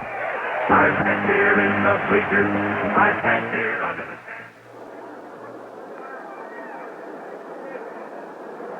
They just announced here over the PA, all off-duty firemen, please report at once. And Charlie O'Connell, one of the Twins' friends here, says there's a tremendous industrial fire near here. So that accounts for your clouds, Merle. I got to hand it to you, kid. It is not near the ballpark. Here's the first pitch to Ruttman. That's You might inside ball one. Might at least say thank you. Thank you.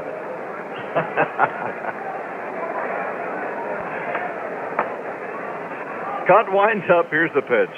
There's a foul ball coming back. Get that one, Holty. Oh, you missed it. I'm not Lou Alcindor. Ruttman struck out in the first inning. Brooks Robinson will follow, then Dave Johnson. Gee, you can smell that fire. Do you know it? Are you sure? Yes, I am. Here's the 1-1 pitch. Down it comes, and it's inside for a ball. 2-1. I don't think in years and years and years I've ever heard that announcement made in the ballpark, fans. All off-duty firemen, please report for work at once. Now the 2-1 pitch on the way, and Ruttman sends a high fly ball to left center. Eulander is over, so is Allison. Eulander says he'll take it, and it's in the well. 1 out.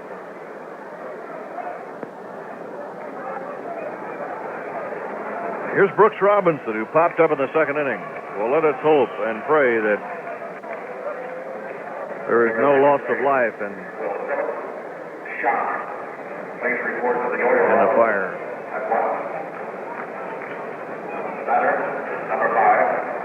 Brooks Robinson, third baseman. He's an institution in Baltimore. The windup and the pitch. Fastball high and away. 1 ball, no strikes. What's the name of that street his restaurant is on, Halsey? Oh, are we going to go through that? Gorsuch. I just wanted to see if you could say it. Gorsuch. There's a high fly ball to center. Eulander is back. He's under this one. And he's got it. 2 gone. I don't know if it was right or not, but I'll take your word for it. That's right. Here's Davy Johnson. He singled to left in the second inning. 2 down. Twins 1, Orioles nothing in the last of the fourth in Baltimore on Killebrew's home run.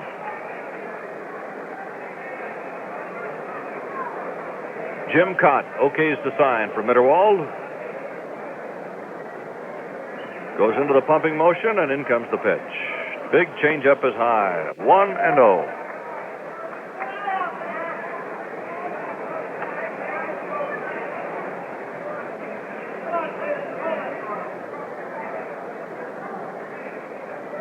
One ball, no strikes. Kaat comes down with the next pitch, and it's inside and low. 2-0. 5 innings in Cleveland. It's the Indians 1, Kansas City nothing. Sam McDowell against Mike Hedlund. Seattle behind Marty Patton is leading Washington 4-2.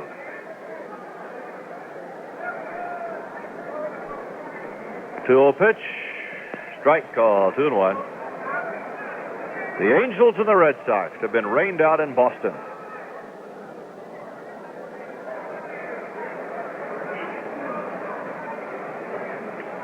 Two-one pitch. Strike 2 call. Oh, Dave Johnson's mad at himself. Kicks the dirt. He'd like to have that one back. 2 balls, 2 strikes, 2 down. Kaat working quickly, throws, and a foul ball is going to clear out the Baltimore dugout, part of it anyway. Bouncing back down the left field line. 2 balls, 2 strikes.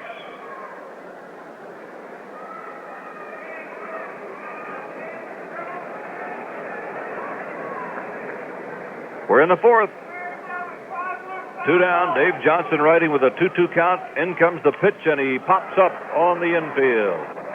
Getting under the ball is Frank Quillisi out behind second, backpedaling and makes the catch. So the Birds go in order in the fourth. Nothing across. At the end of 4, Minnesota 1, Baltimore nothing. What is thrift?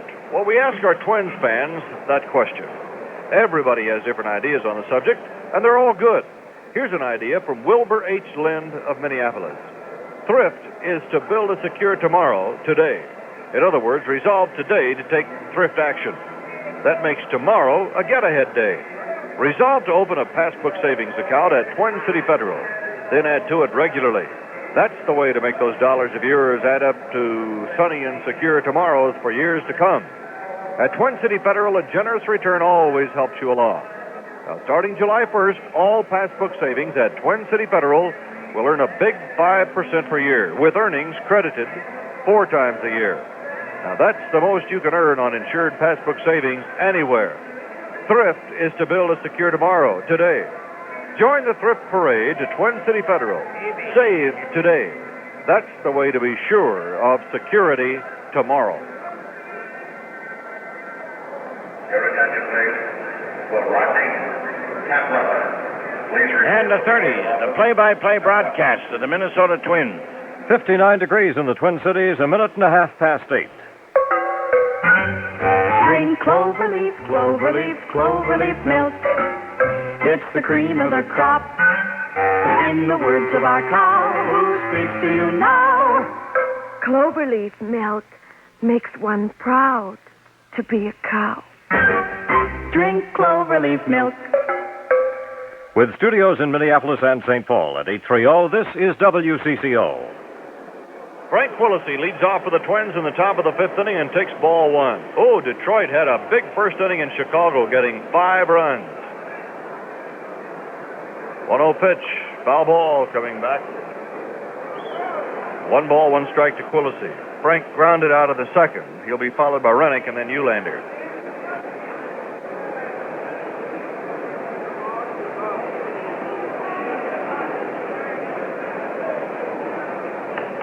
One ball and 1 strike.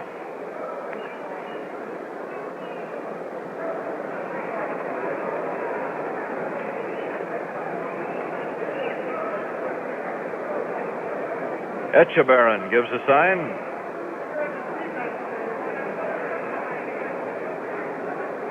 Down comes the pitch. There's a high pop-up down the right field line. Foul territory chased by Boog Powell.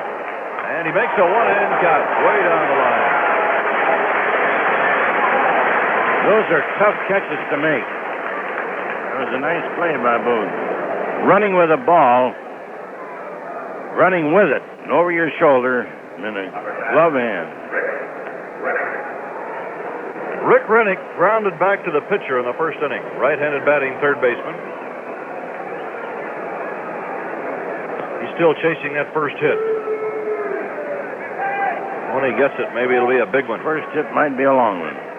And the pitch to him, bouncing ball to deep short. Fielded by Belanger. The throw to first is in time by a step. That ball was dying, and Powell reached way out to get it. Ted Eulander was the strikeout victim in the 3rd inning.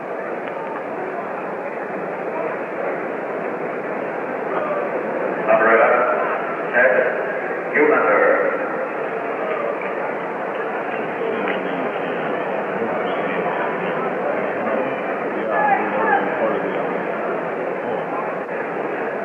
Two down. The windup of the pitch by McNally is low for a ball. 1-0.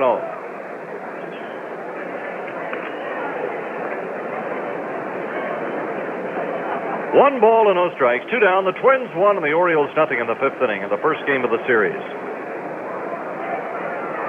McNally with the arm back throws and a check swing, but the pitch was in there for a strike over the outside corner to make it 1-1.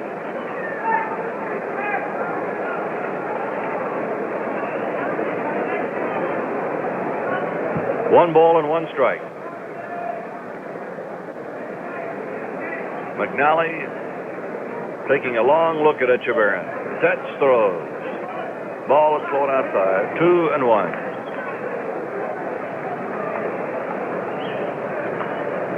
Francisco Carlos relieved Tommy John in the first. Detroit shelled Tommy for 5 runs without a homer. Frank Fernandez hit a 2-run homer for the Yankees in the second to give the Yankees a lead over Oakland. Here's a bouncing ball foul on the first base side. The Oakland Yankee game is now in the 5th, and Fritz Peterson is sailing along against Jim Nash. Hank Allen has come back with a 2-run homer for Washington to tie Seattle. That game is 4-4 in the 5th. Houston got 2 against Montreal in the first, 2-0 now in the second. Mudcat Grant for Montreal and Larry Dierker for Houston. Philadelphia Cincinnati scoreless in the 4th. Those are the National League scores up to date. Eulander hits a one-hopper to Belanger at short. The throw to first head is outside, retired in order.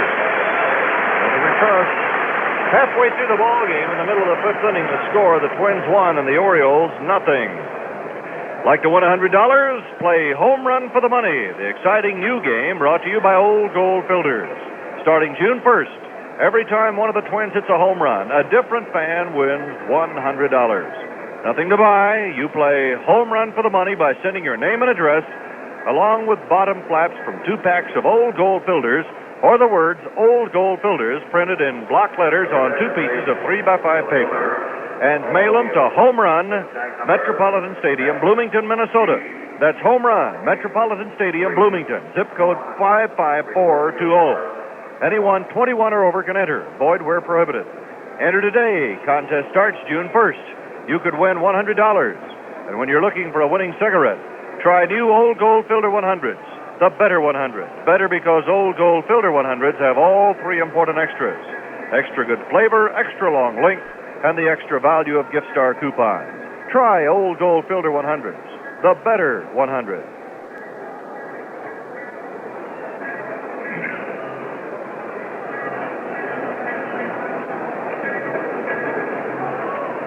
So we're halfway through, fans. The Twins, 1 run, 2 hits, no errors. Baltimore, no runs, 4 hits, and no errors. Jim Kaat locked in a beautiful duel with Dave McNally. And Andy Etchebarren will lead off. They flashed an announcement of their program here. I might remind you folks that the Twins annual yearbook is a beautiful thing this year. 75 cents with your name and address to Twins Yearbook, Metropolitan Stadium, Bloomington, 55420. Here's Andy Etchebarren, right-handed batting catcher, leading off, and he bunts and misses. Strike 1.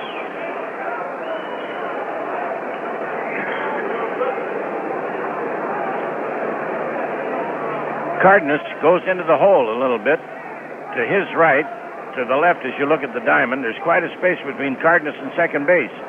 Otherwise, everyone is about evenly spaced. Here's the next pitch by Kaat. A line drive into right field.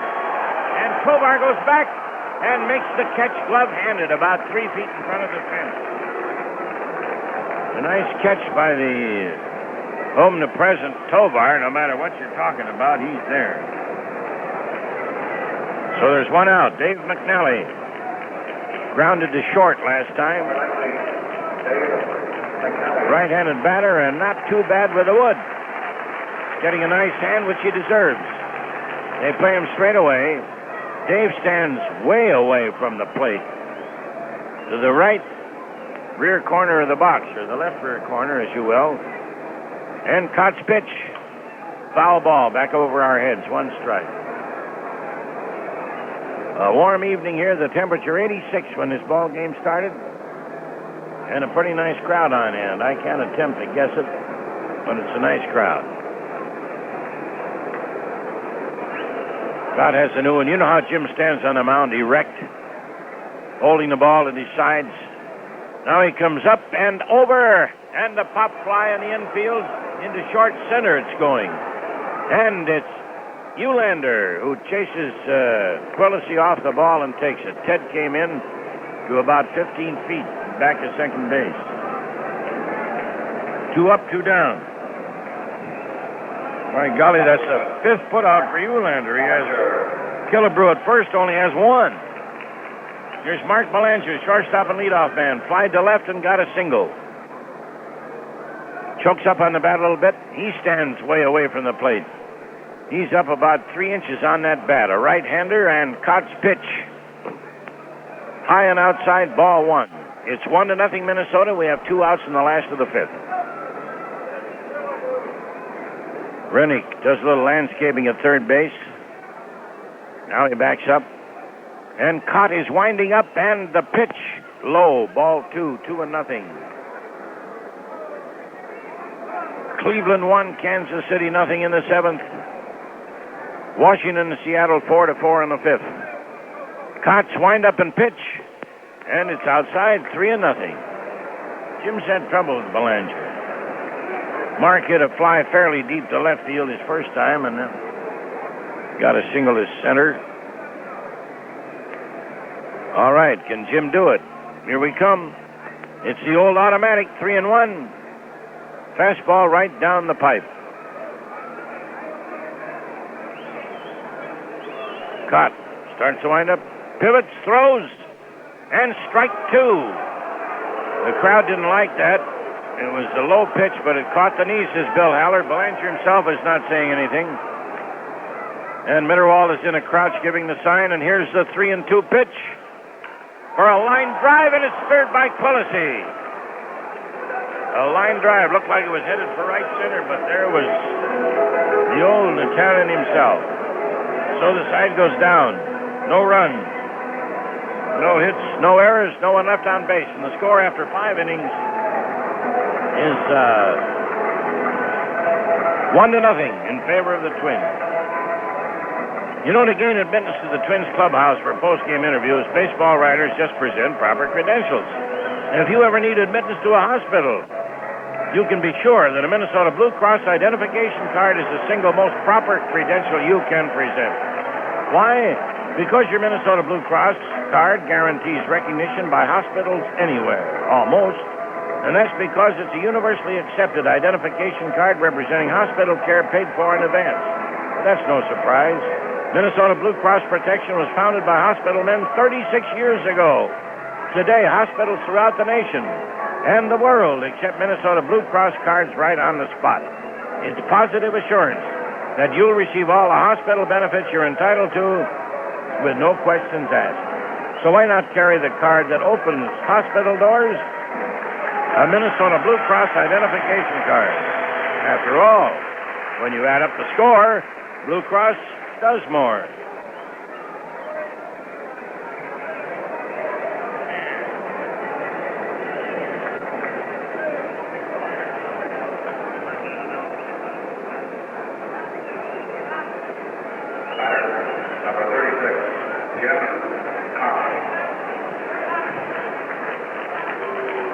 Jim Kaat leading off for the Twins in the first half of the 6th inning, facing Dave McNally. Kaat out short to first his first time up. Here's the pitch. Swing and a miss. 1 strike. Kaat, Tovar, Cardenas will be the batters here in the 6th.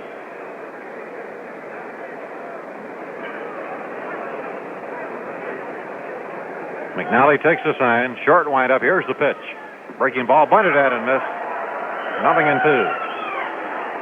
The Twins have 1 run, 2 hits, and no errors. Baltimore, no runs, 4 hits, and no errors.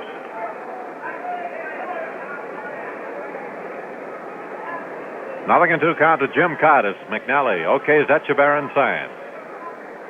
Here's the windup by the left-hander. In comes the pitch. Swing and a foul at the plate.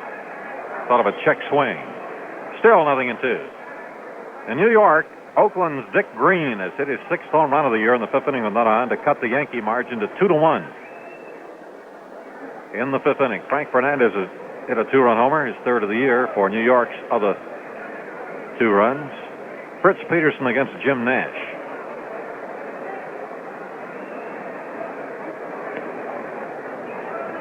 And the pitch coming down.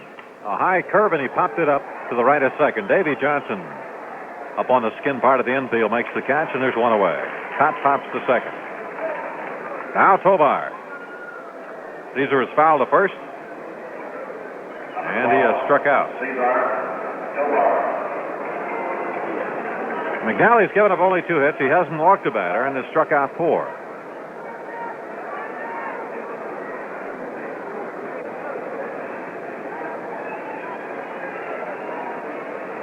And the pitch. Too low a ball. 1-0.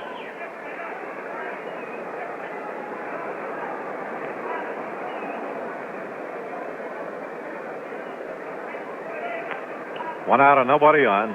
And McNally delivers. Tovar hits a ground ball to Belanger. Big hop for the shortstop. He throws to Powell. Out. So there are two down. And it'll bring up Leo Cardenas. Leo has grounded to second. And last time up, after fouling off something like 10 pitches, he finally flied out to Frank Robinson against the right field fence.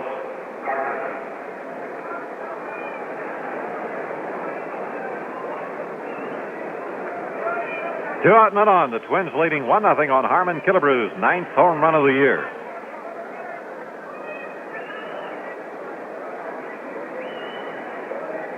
And the pitch. Breaking ball, strike. Hit the outside corner, 0-1.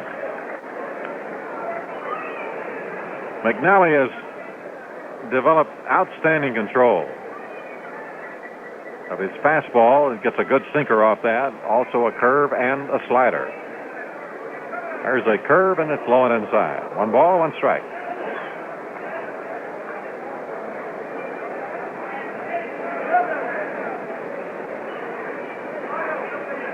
Two out, none on. 1-1 to Cardenas, the right-handed batter, and Baltimore plays him straight up.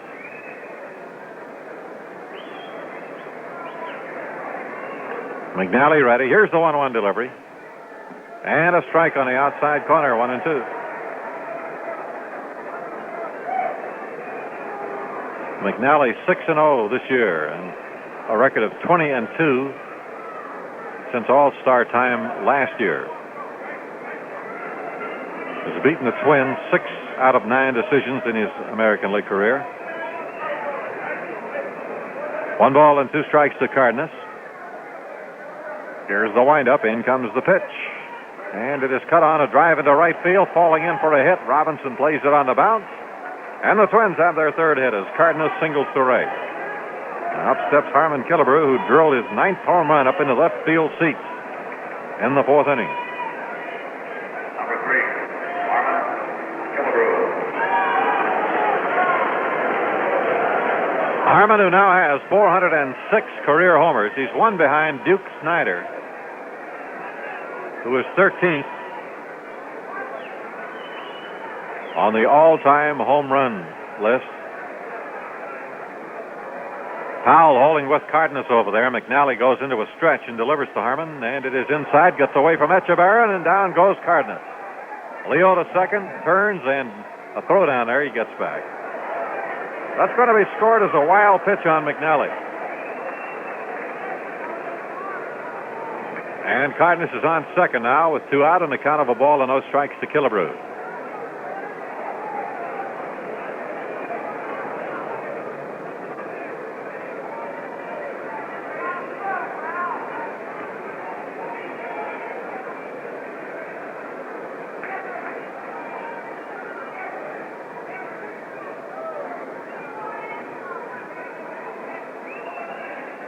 Here's the stretch, and McNally looks to second, delivers. The curveball bounced to third. Brooks Robinson short hops the ball, throws to first for the out, and the Sands retire. No runs, 1 hit and 1 left. Last of the 6th inning coming up. It's the Twins 1 and Baltimore 0. Twin City Federal said, Mr. Benny, if you're going on the air for us, be sure to bring your violin. The Twin Cities are a center of art and culture.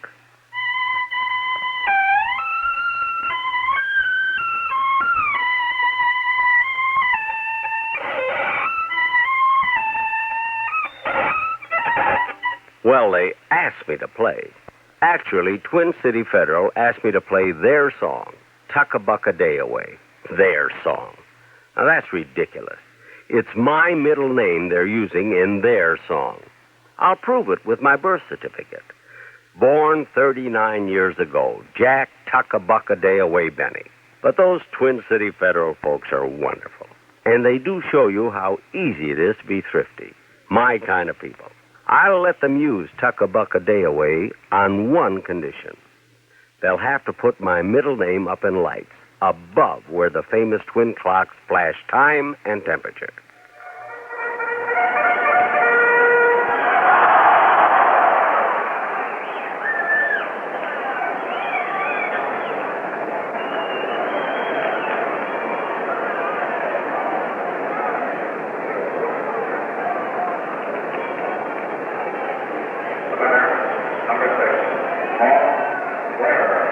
Here comes Baltimore now for the last of the sixth inning. Paul Blair, the center fielder leading off, is fly to center and hit into a double play started by third baseman Rick Rennick.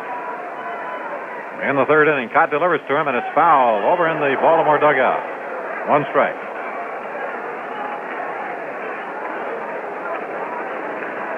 Blair, Frank Robinson, and Boog Powell up here against Jim Kaat in the sixth.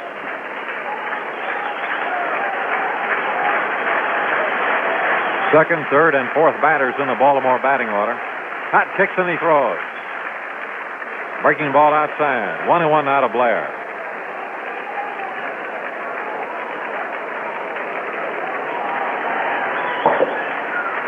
Out winding. Here's the pitch. It is low. Oh, wait a minute.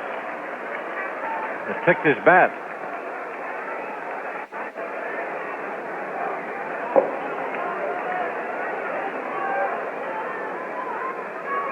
Here's a windup by Jim Kaat, and the pitch on the way. And a curve is cut on. It's popped up. Shortstop Leo Cardenas backpedaling onto the outfield grass under it. He has it, and there's one away.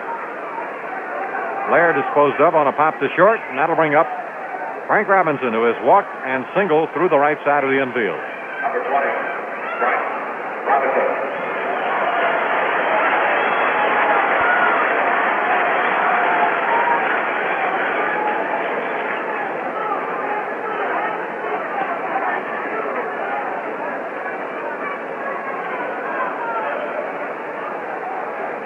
One out, nobody on. Here's the windup, and in comes Kaat's pitch. It is a fastball high. Ball one.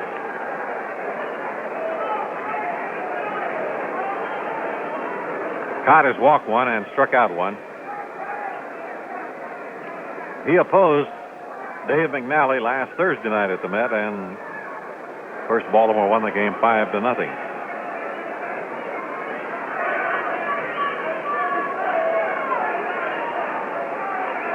Robinson appears to have gotten something in his eye there. He stepped out of the batter's box.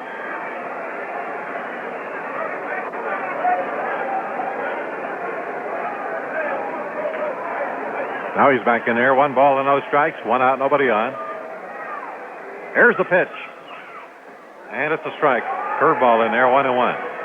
Rick Rennick is playing a very deep third base, and he's only a couple of steps off the foul line. Kaat working quickly tonight, delivers.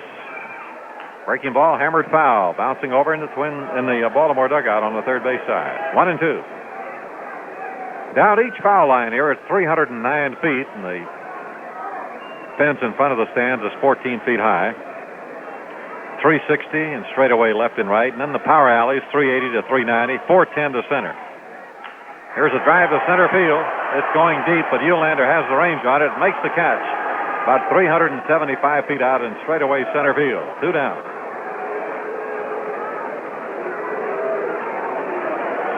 Only right down the lines, though, for about 100 feet is the fence 14 feet high. The rest of the outfield fence is only about 7 feet high. Here's Boog Powell stepping in. He has singled to right and lined out to center. He's hit the ball hard each time.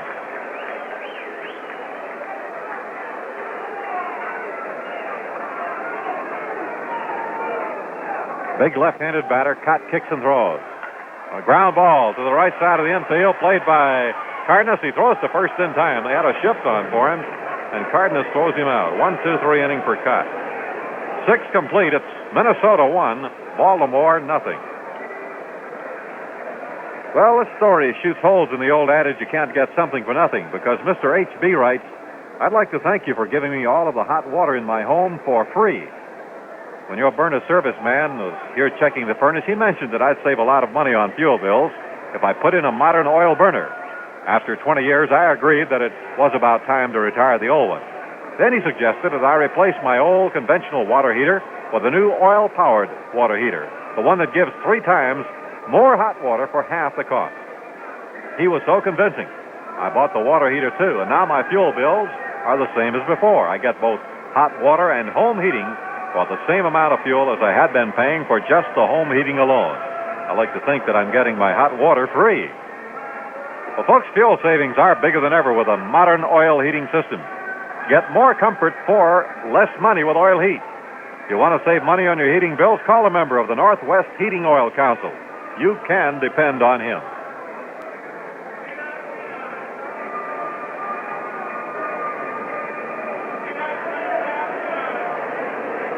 Well, the Twins here in the 7th inning will have Bob Allison, George Mitterwald, and Frank Quillisi against Dave McNally. The Twins with a run on 3 hits and no errors, and Baltimore, no runs, 4 hits and no errors.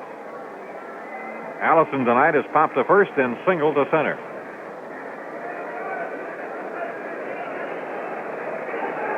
The batter, number 4, Bob Allison.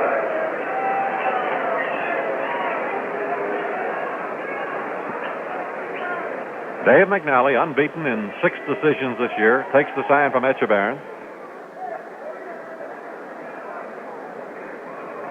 Here's the windup by the left-hander. His pitch to Allison. Strike, fastball in there. Temperature in the upper 70s here in Baltimore. Very little breeze. They had a lot of rain here yesterday and last night. And the pitch. Swing a high foul back out of play. 0-2 now to Allison. Tomorrow night is scheduled to be a duel of 2 Baltimore boys. Dave Boswell will pitch for the Twins, and Tommy Phoebus will go for the Orioles. Both from the Baltimore area. Here's the 2-strike pitch to Allison. Drive into right field. Being chased by Robinson towards the line. He's there, makes the catch. Landers one away. Allison flies to right. That'll bring up George Mitterwald. George has struck out twice tonight.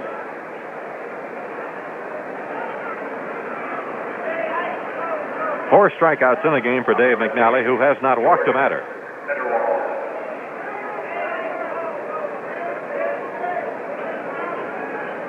One gone, nobody on, and the Twins ahead 1-0 here in the first of this 3-game series. McNally's pitch. Low for the ball, 1-0.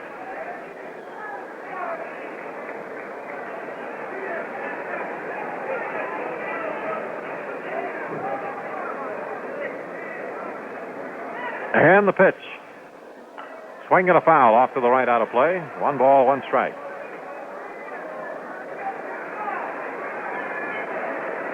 Baltimore, which has won its last 5 games in a row, leading the Eastern Division of the American League, 3.5 over Boston. Twins are trailing Oakland in the West by 1.5 games. McNally's 1-1 delivery. Fastball outside, 2 balls, 1 strike. Frank Quillisi on deck.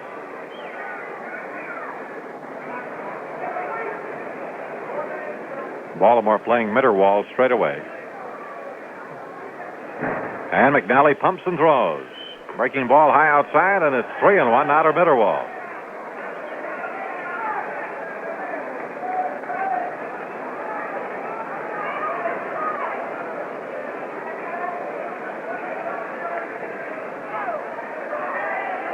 McNally ready. Here's the pitch. Swing and a high foul behind the plate.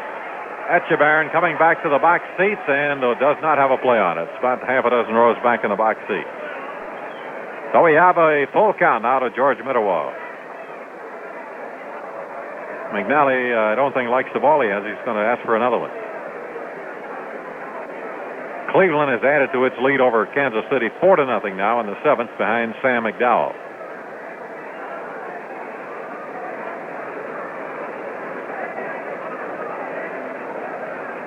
One out here, nobody on. 3-2 to Mitterwald. McNally ready.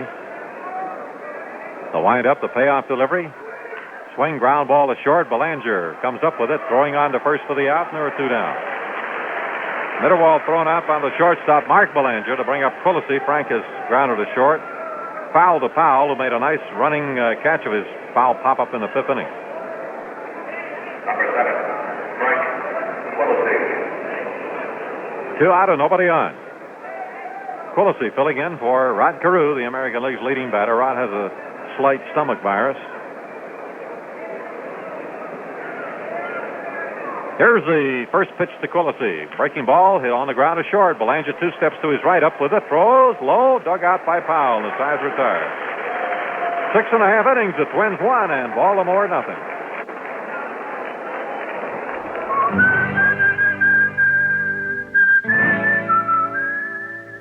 If the beer you're drinking right now tastes more and more like a plain glass of water, give this some thought. Some deep thought. Ham's beer is brewed with the finest water in the world, but the flavor is never watered down. Down under that proud head of foam, the flavor runs deep. That's the way Theodore Ham first brewed it over 100 years ago. And that's the way Ham's is brewed today, with flavor that runs deep. So you can drink a second glass of Ham's and it tastes just as good as the first. Drink deep, my friend. Ham's was meant to be enjoyed. After all, that's how Ham's got to be the Northland's biggest brewery. Ham's. A beer is a beer is a beer until you've tasted Ham's.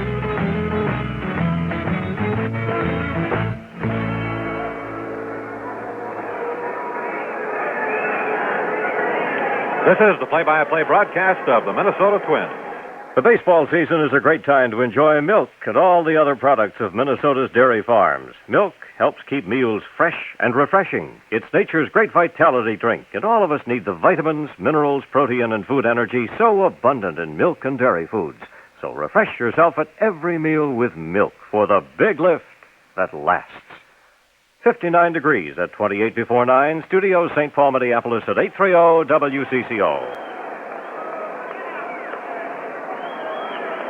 Merv Rettenman, the rookie left fielder, bluffs the bunt and takes the first pitch inside for the ball. Rettenman has been called out on strikes, and he's flied to center.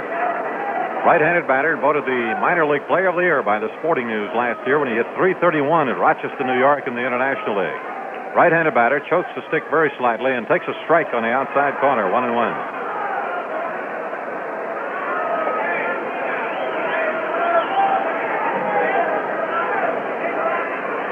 One ball to one strike. Here's a windup by Kaat. The pitch to the right-handed batter. Fastball, foul, straight back. Over in the Orioles booth, Chuck Thompson and Bill O'Donnell, the two broadcasters there, very neatly sidestepped that one. One ball and two strikes to Rettenman. Fifth year in organized ball for this young man, and he takes strike three. A curveball over. Kaat got him the first time looking at a fastball, this time with a curve. So Kaat has two strikeouts in the game, both at the expense of Rettenman, and it'll bring up Brooks Robinson, who has popped to second, fly to center.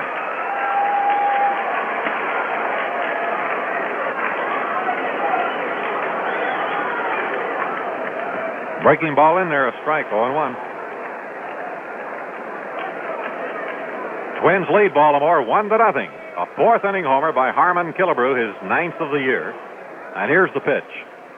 Check swing foul over in the first base section. And the count is 0-2.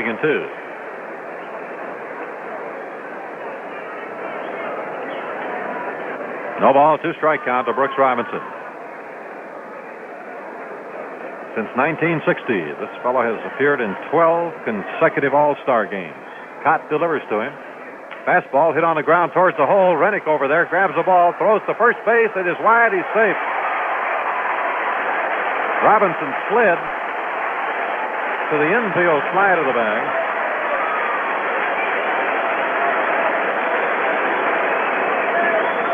As Rennick, the third baseman, was playing deep close to the line and went to his left, came up with the ball, but his throw pulled Killebrew off the bag towards home plate.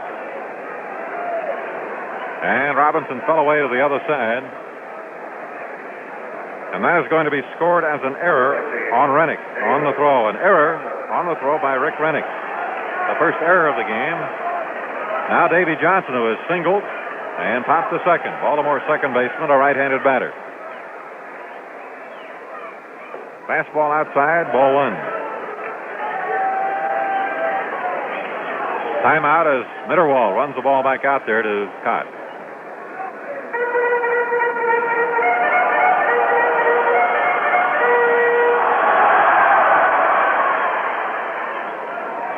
Yankees leading Oakland 2-1 in the last of the sixth in New York. Detroit 5-0 over Chicago after 3 in Chicago. Seattle, Washington 4-4 in the bottom of the seventh at Washington. Last of the seventh at Cleveland, 4-1 the Indians over Kansas City. Lou Piniella just homered for the Royals' first run off Sam McDowell. Here's a strike call to Johnson on the outside corner, 1-1. California at Boston postponed tonight, rain. The stretch by Jim Kaat, and the pitch. It is a ball.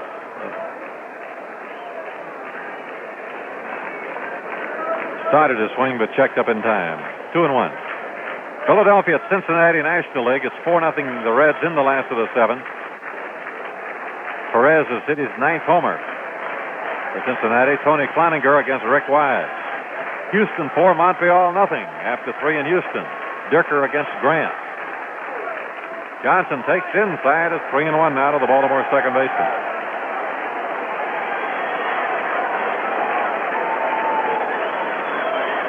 3-1 the count.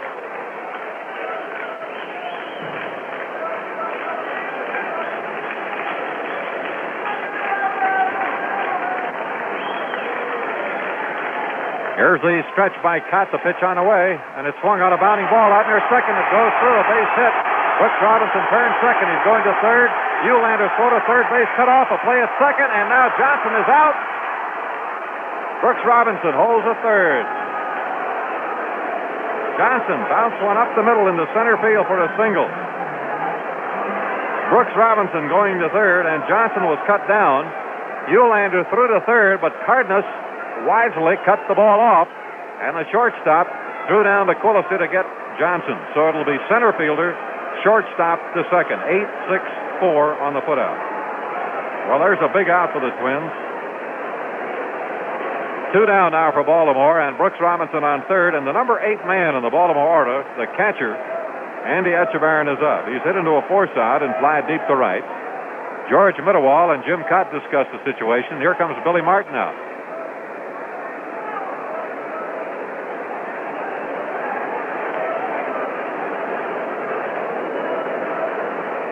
Dick Woodson and Jim Perry are loosening up in the Twins bullpen. Perry is supposed to pitch on Thursday night.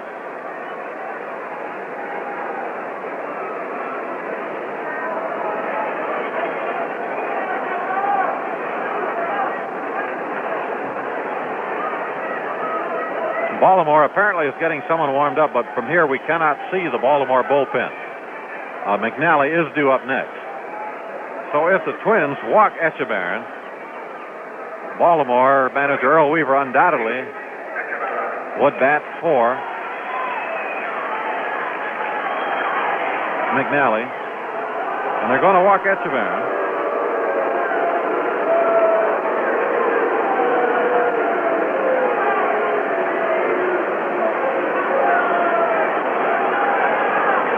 Etchebarren will get an intentional base on ball to put runners at first and third. And Kurt Moten, I believe, is going to bat for McNally. He's a right-hander. In any event, McNally is out of the game now, or will be shortly. Yep.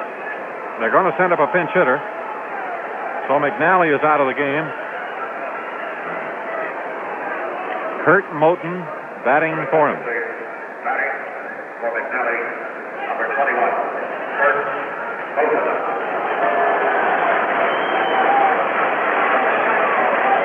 Runners at first and third, 2 out. Twins leading 1-0 in the seventh, and right-handed batting Kurt Moten. 0-77, 1 for 13, takes a strike. 0-1.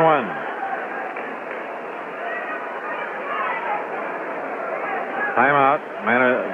Plate umpire Clay, or rather Bill Haller, wants to have a look at the ball. Kurt Moten, who spent last year with Baltimore, played in about half their games, batted .198. Hit 8 home runs. Takes a pitch outside, a ball. Count is even at 1-1.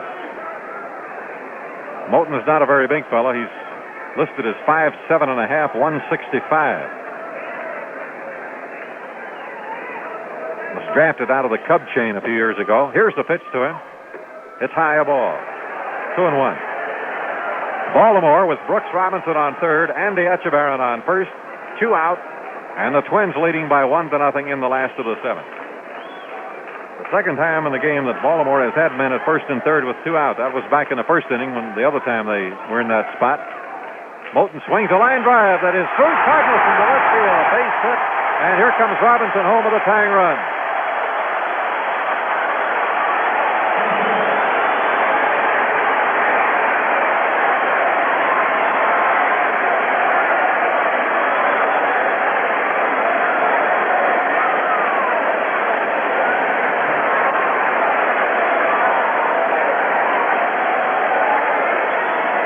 A low liner that took one short hop right past Cardenas. It looked as though he might have a chance to field the ball. It was a tough chance. He could not come up with it. A base hit from Moulton, scoring Brooks Robinson to tie the game. Etchebarren going to second, and Mark Belanger the batter. Belanger, a right-hander, a bunt single out of 3 times up. Here's the pitch. Swing and a fly ball foul down the right field line. 1 strike. It will be an unearned run charged against Jim Kaat because of the throwing error earlier this inning by Rick Rennick. But Baltimore has tied it up 1-1 here. And Belanger the batter with a 1-strike count. He's fly to left, had a bunt single down the first base line, and lined out to Quillisi. Chokes the bat about 3 inches. The pitch to him. Outside a ball. 1-1. 6 Baltimore hits now off Jim Kaat.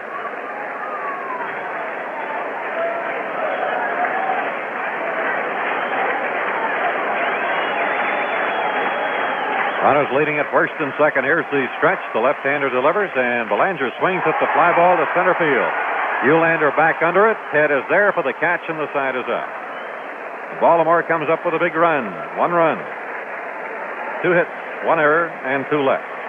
7 innings, Minnesota 1, Baltimore 1. Well, folks, starting July the 1st, Twin City Federal will pay 5% a year on all savings. 5% a year compounded quarterly. Now, that's the kind of good dividend news that bears repeating. Starting July 1st, Twin City Federal will pay 5% a year compounded quarterly on all savings. It will continue to issue 5.25% 6-month savings certificates. $1,000 minimum until June the 30th. Twin City Federal has grown to be the largest savings institution in our wonderful part of the country by paying the kind of dividends that attract thrifty folks and by giving people the safety that appeals to them and the service they want. And now, in a positive response to the times, Twin City Federal will pay 5% a year on all savings effective July 1st. You can always plan with confidence when you save with safe, sound Twin City Federal, where the famous twin clocks flash the time and the temperature.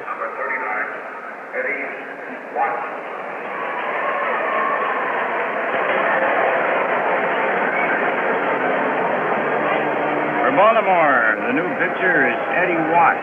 Remember that wild game that the Twins nearly pulled out 9-8 at the Met? Baltimore won it. Watt was the guy who came in and got Killebrew and Manuel with the tying and winning runs on base. I believe that run was unearned, Herb. That's tough luck. Jim Kaat pitching beautiful ball, and of course Dave McNally also. So it's 1-1.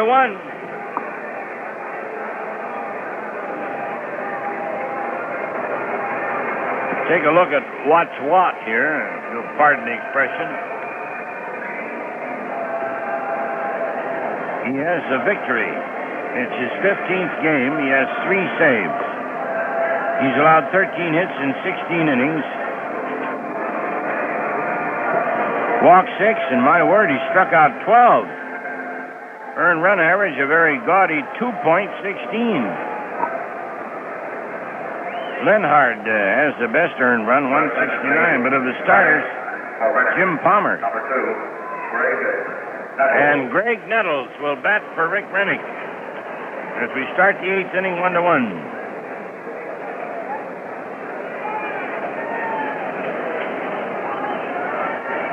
Gregg batting .311, has 3 homers, 11 runs batted in. Watt delivers to him, and it's swung. There's a high drive to right field, going towards the pole, and it is hooking foul. Oh, upstairs, a foul ball. Rennick leaned into that first pitch. Hit it way up in the air in the upper deck, but it was foul. Foul by about 10 or 12 feet. 1 strike to count.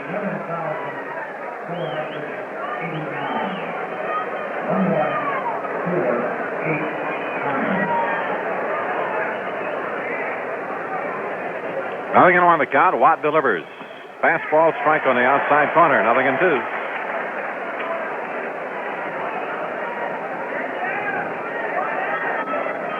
Eddie Watt from Lamoni, Iowa. Kicks and throws. And it's strike 3. And Nettles didn't like the call. The fastball, and he was called out. That'll bring up Ted Eulander, who was struck out and grounded to short. McNally gave up 1 run and 3 hits in the 7 innings he pitched. No walks. He struck out 4. Here's a high pop-up. Third base way. Brooks Robinson near the line. Straddling the line, makes the catch. About third of the way up towards home. So there were 2 gone. And the batter will be Jim Kaat. Jim is grounded to short, popped to second. Number 36, Jim Kaat.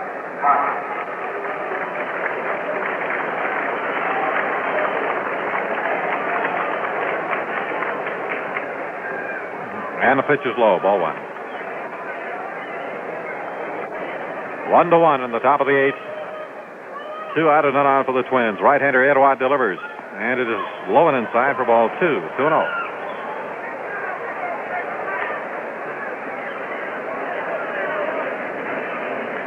In the last 3 years, not counting this year, Watt has been in 151 games for Baltimore. He has not started since 1966. There's a ground ball to first. Powell up with it, makes the play himself. And the side is out. So we will go to the last of the 8th inning here in Baltimore with the score of the Twins 1 and the Orioles 1. Hundreds of used cars. You'll find them now at Lindahl Olds on Freeway 494. Right now, Lindahl has the largest selection of all makes, models, and colors with the equipment you want. Whatever you're looking for, chances are Lindahl has it on display. Only a huge inventory can do this for you. And just in are 1968 factory engineering cars with low mileage and loaded with extras. Now, the savings are big on these beauties along with all the other used cars during Lindahl's gigantic month of May sale. Many cars have the balance of the new car warranty.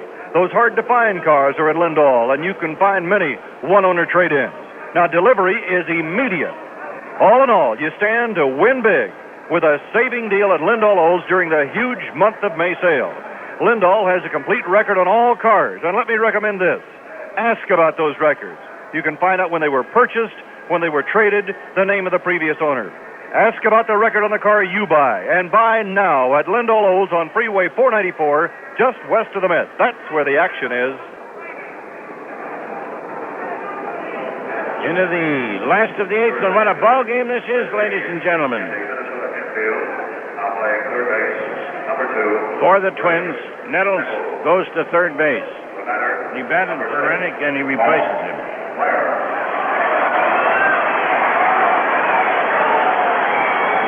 1-1, and Paul Blair at bat.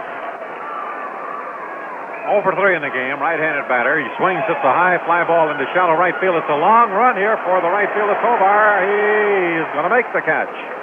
Boy, he had a long way to go to get that one. But it was high in the air, and Tovar, who had been playing towards right center, was able to get under it. You know, Herb and ladies and gentlemen, I was talking with Jim Campbell, the general manager of the world champion Tigers. We were talking about the all-time Detroit team, and I said, who would you pick for a utility man? He says, I don't know. Well, I said, of course, if they picked one for the Twins, it would be Tovar. And Campbell says, boy, he says, that guy is money in the bank. And here's a foul ball off the bat of Frank Robinson. That guy is money in the bank, and that's what he is.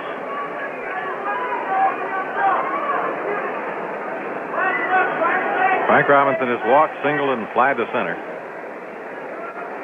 1-1 ball game in the last half of the 8th inning. Jim Kaat, who has pitched all the way, takes a sign from Mitterwald into his windup, and here's the pitch. It is low for the ball. 1-1. Well, you know, of all the outfield positions, and Caesar's played them all, I think he really enjoys right field more than anybody. He seldom gets a chance to play out there. Oh, really, Herb? Did he say that? Yes.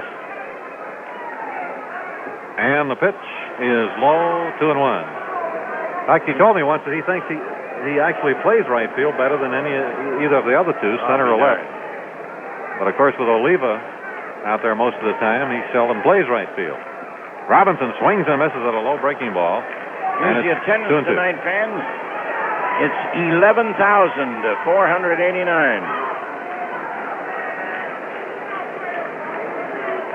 Nice Tuesday night crowd here in sizzling Baltimore. And the birds are sizzling right along with the weather. Here's a 2-2 pitch. Swing and a line drive, slicing foul to right. That was a real good fastball. Got fired up there to Robinson.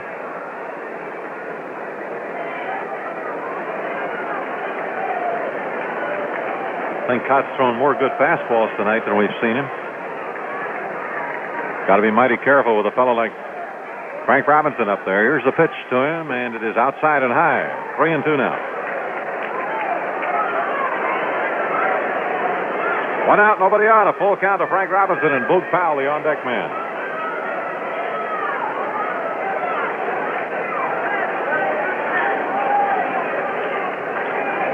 The windup by Kaat, the payoff delivery. Strike 3. Robinson thought it was high, so did some of the crowd, but Robinson walks away, a strikeout victim.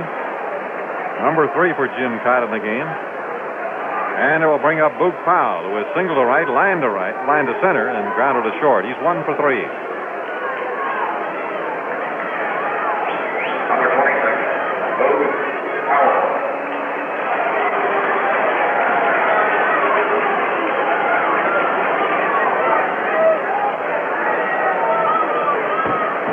The windup by Kaat. Here's the pitch to Powell. Inside is a breaking ball. Ball 1. The Twins won and Baltimore won. Last of the 8th inning. As Ozzie mentioned, these Orioles have been playing outstanding ball here. They won their last 5, and they've gotten some great pitching jobs. A 1-hitter by McNally, a 4-hitter by Palmer, a 2-hitter by Cuellar. And another fine effort by McNally, of course, tonight. There's a swing and a foul tip. 1-1. Baltimore has 6 hits off Kaat, but they got 4 of those in the first 3 innings.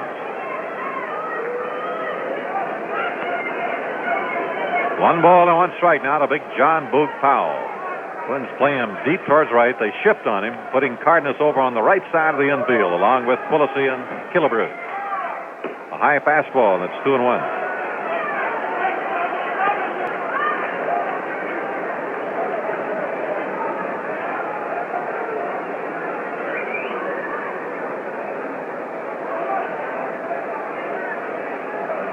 Two out, nobody on. 2 balls and 1 strike to count. Powell, it's a high foul ball down the left field line. Chased by Nettles. He has no chance to get to it. And the count is 2-2 to Powell. Also, I guess we have those 2 Baltimore boys going against each other tomorrow night, Phoebus and Boswell. Phoebus and Boswell, just like at the Mint.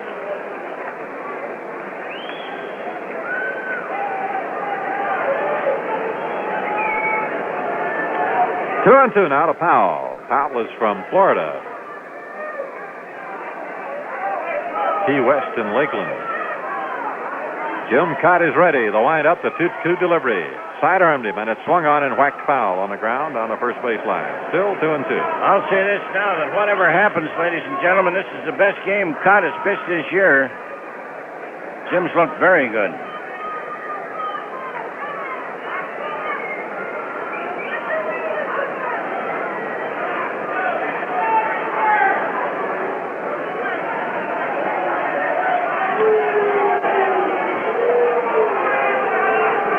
Frank Pulisy running in to say something to Kaat. And it's 2-2 to Boog Powell, who signed a bonus contract with Baltimore after getting out of Key West, Florida High School, where he'd been an all-around athlete. 2 balls, 2 strikes. Wind up by Kaat, and in comes the pitch.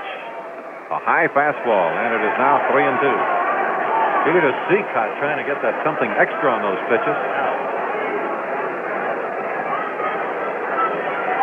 He knows he's got to have it in this game with the score tied 1-1, last of the 8th inning.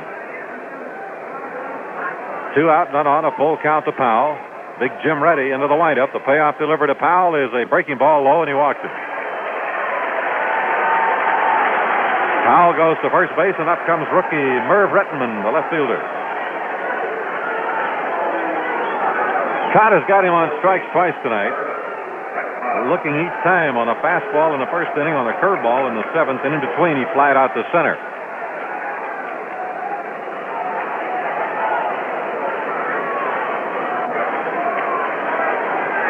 The stretch and the pitch. Strike on the inside corner. He's jammed him some tonight and gotten away with it. Rettenman crowds the plate and chokes the bat very slightly. Here's the stretch by Kaat. And the pitch. Fastball hit on the ground to the left that Pulise's up with it. Throws to Killebrew, and the side is out. 4-3 the play, and so Baltimore leaves 1 on. 8 innings, Minnesota 1, Baltimore 1. Bartender, give me a beer. In a minute, sir. The ham singers are on. I've had a lot of lager. I've had my share of bock. Every brew the brewers brew, I've sampled all their stock. I've had beer here, I've had beer there, but that's beer over the dam. Cause the beer is the beer is the beer is the beer until you've tasted ham. Bartender, what about beer? Yes, sir. But don't forget, Hams was born in the land of sky blue waters over 100 years ago. Now can I have a beer? Hold on, sir. The ham singers are back. I've had beer from a pitcher and from a German mug. I've filled up a paper cup, I've poured it from a jug. I've had beer mild, I've had beer bold, I drink it whenever I can. But a beer is a beer is a beer is a beer. Bartender, could you make that a Hams? I thought you'd never ask. Until you've tasted Hams.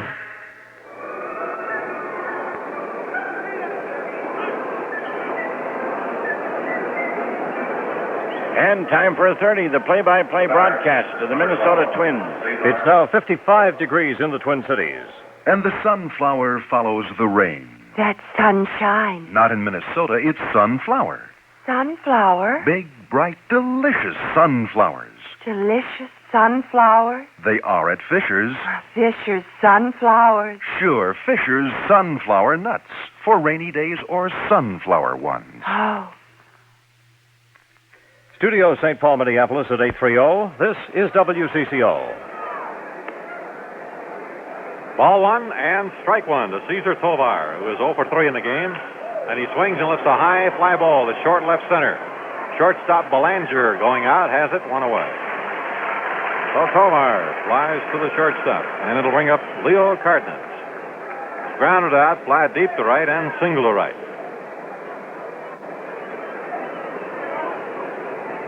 Number 5, Leo Cardenas. Eddie Watt on the mound for Baltimore. 1 out and nobody on.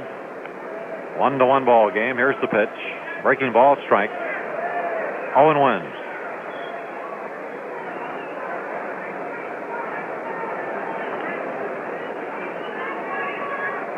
Killebrew on deck. Watt pumps and throws. Curve outside and low, and it's 1-1 now to Cardenas. The first of a 13-game Eastern swing for the Twins. Here's the pitch. Low ball. 2-1.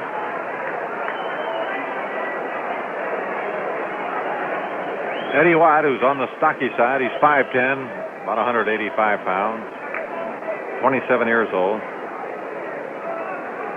And the pitch. Swing and a foul tip. 2 balls, 2 strikes.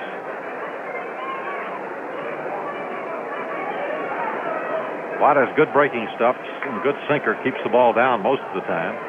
There's a curve outside. He's run the string out now on Cardinals. 3-2. 1 out and nobody on.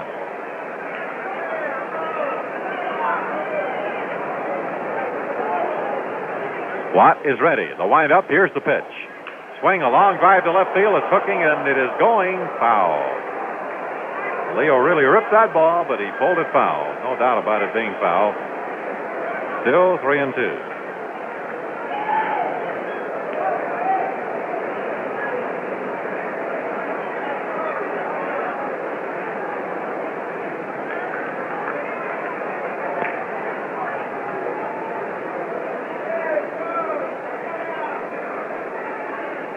Three balls, 2 strikes.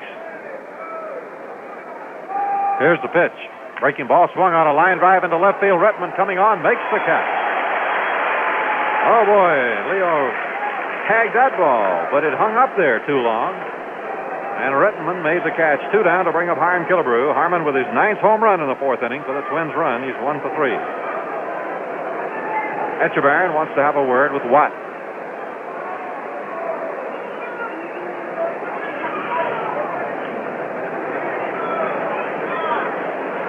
Boy, what a beautiful ball game this is.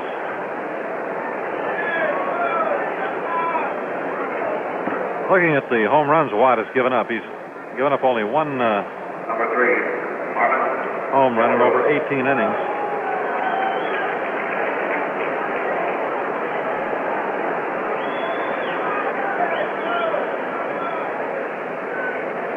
And Watt delivers to Harmon. Low and outside, ball 1. You know, last year, Halsey, he pitched 83 innings and only gave up 1 home run. That's quite a record. That is a tremendous record. Here's the pitch to Harmon. Low outside a breaking ball. He's keeping the ball away from Harmon. Bob Allison is the on-deck man.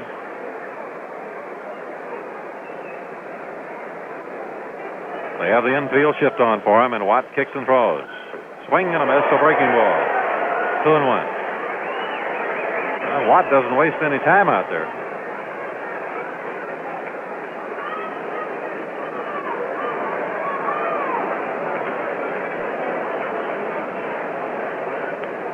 Two balls, 1 strike. Here's the windup, and the right-hander delivers. Breaking ball and a fly ball to center field. Blair hardly has to move and makes the catch. 1-2-3 inning for Watt. So we go to the bottom half of the 9th. It's the Twins 1 and Baltimore 1. Make up your mind to have money. Make up your mind today. Hey, make up your mind to have money and talk about your day. Away at Twin City, Twin City, Twin City Federal. Make up your mind to grow richer, richer in a happy way. Hey, make up your mind to have money and talk about your day. Away at Twin City, Twin City, Twin City Federal. People have made Twin City Federal the largest savings institution in our wonderful part of the country. Generous dividends is one reason why. Now Twin City Federal has reinforced that reason. Effective July 1st, Twin City Federal will pay 5% per year, compounded quarterly on all savings. 5% per year. Make up your mind to go after all the things you want today. Hey, make up your mind to have money and have the fun today. Away at Twin City, Twin City, Twin City Federal.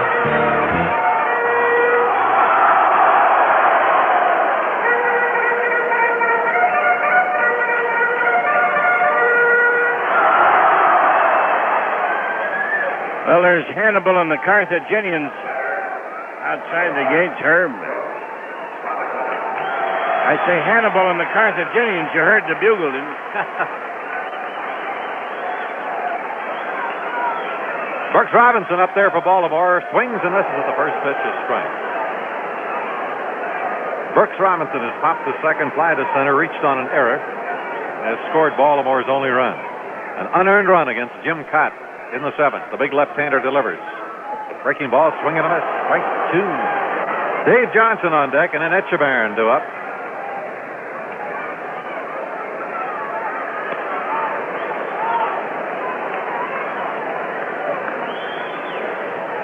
The pitch on the way. It's low ball. 1-2. Kaat's stuff has been excellent tonight.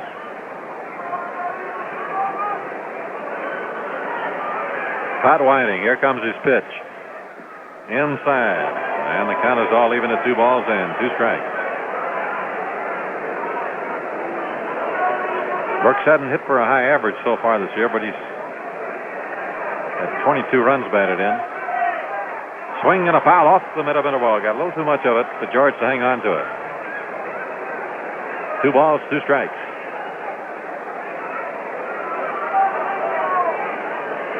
Jim Kaat, who's given up 6 hits. He's walked 3, 1 intentionally, and struck out 3.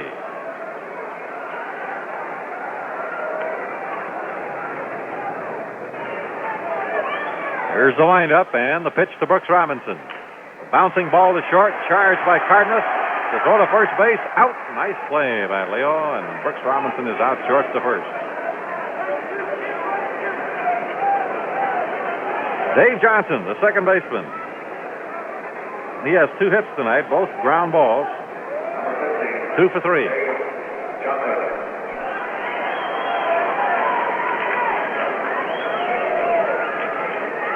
One out and nobody on. 1-1, last half of the 9th inning here at Baltimore. Kaat into the windup, delivers. A slow curve, missing outside, ball 1.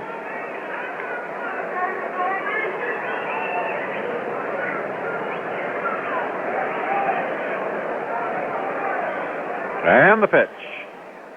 Fastball, a line drive caught by Quillisi. Oh, was that ball hit? A line drive, a hard one to the right of Frank, but he hung on. 2 out. And Andy Etchebarren, the catcher. 0 for 2 plus an intentional walk. Right-handed batter.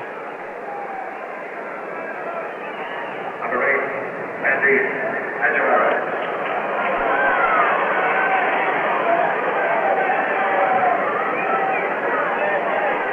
And the pitch. A foul ball back upstairs. 1 strike. Tomorrow night, same time, fans. We'll be with you at 6:55 Central Time.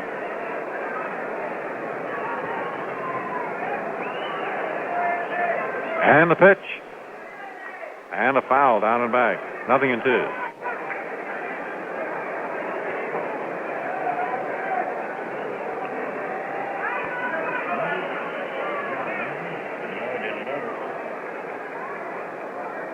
Two out, nobody on. 2 strikes to Etchebarren. Twins play him a little towards left. Nettles very close to the line, deep at third. And Etchebarren bangs 1 foul to the left. Still 0-2.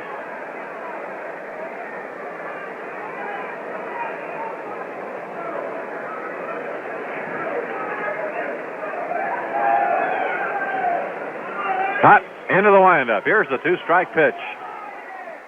Low ball. 1-2.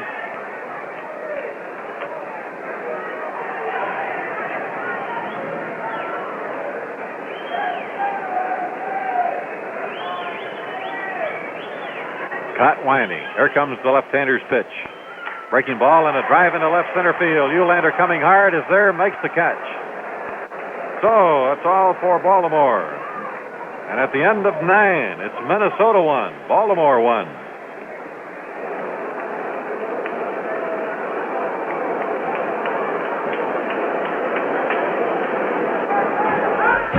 I've got a few thoughts for beer drinkers who don't drink hams. If you're like I am, you're not quite satisfied with 1 glass of beer. Beer is something to be enjoyed, and you like to open a second bottle or can and take your own sweet time polishing it off. Well, if hams isn't your brand, buy yourself a 6-pack and try something for me. Take the time to drink more than 1 glass. I think you'll find that the second glass drinks down just as good as the first. And there's a reason for that. You see, the flavor in hams runs deep. Hams has the finest brewing water in the world, but the flavor is never watered down. That's the way it's been for over 100 years. Ever since Theodore Ham brewed his first barrel of beer, and the flavor ran deep. And that's why today, Ham's is the biggest brewery in the Northland. Ham's. A beer is a beer is a beer until you've tasted Ham's.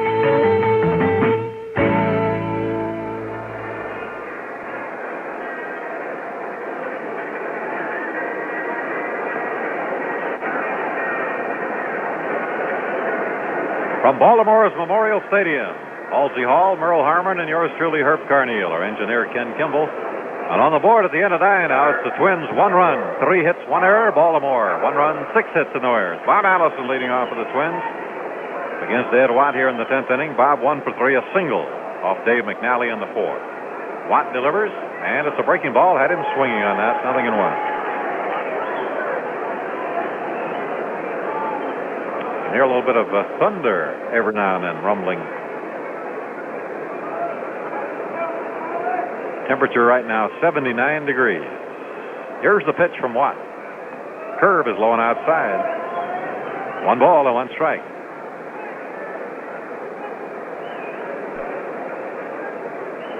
Watt delivers. Fastball, and it's foul, tipped into the mid of Andy Etchebarren. Watt came in more three-quarter overarm than he usually does on that one. 1 ball, 2 strikes. And Watt delivers. The curve is low for the ball. 2-2, and it has started to rain. It has begun to rain here at Baltimore. Watt delivers. They curve outside and low. And we have a full count now to Allison, 3-2, and the fans are starting to seek shelter.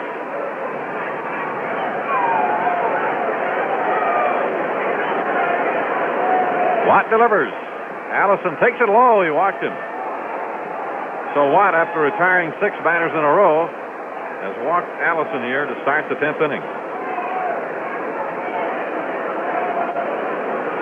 George Mitterwald is due up. George gone 0 for 3. But manager Billy Martin may want to send a left-handed batter up here.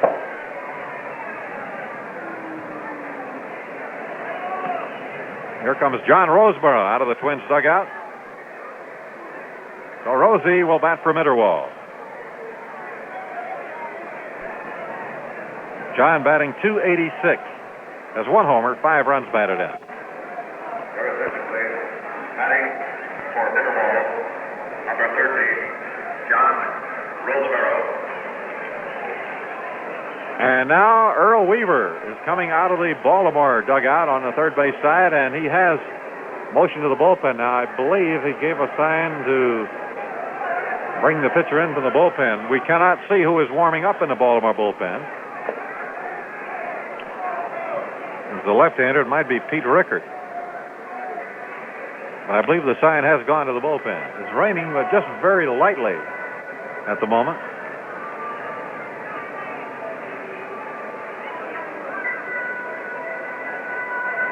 Yep, we are going to get a change in pitchers for Baltimore.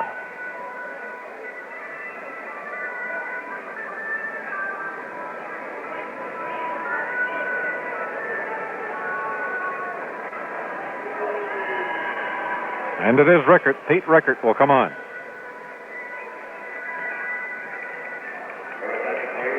Now coming in to pitch for Baltimore, number 24, Pete Rickert.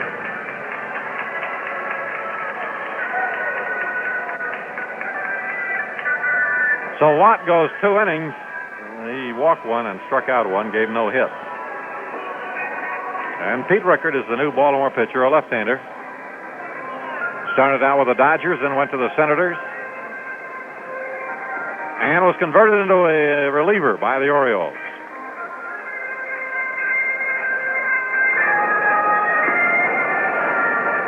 This is Rickert's 10th appearance of the year. He's only pitched 12 innings, allowed 10 hits, walked 1 and struck out 9. He is credited with 1 win, 1 loss, and 3 saves.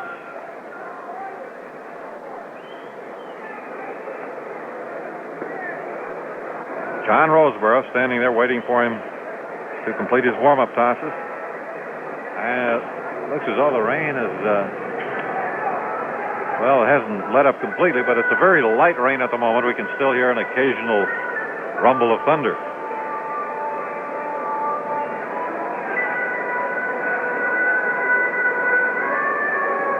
Joe Rickert completes his tune-up tosses. Roseborough steps in there.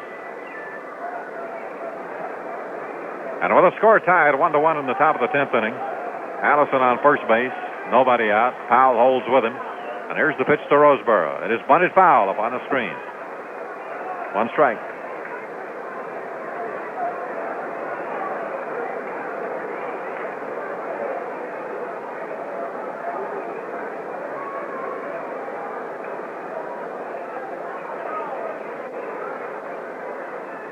The pitch. Rosie around a bunt and takes a pitch inside at the ball. 1-1.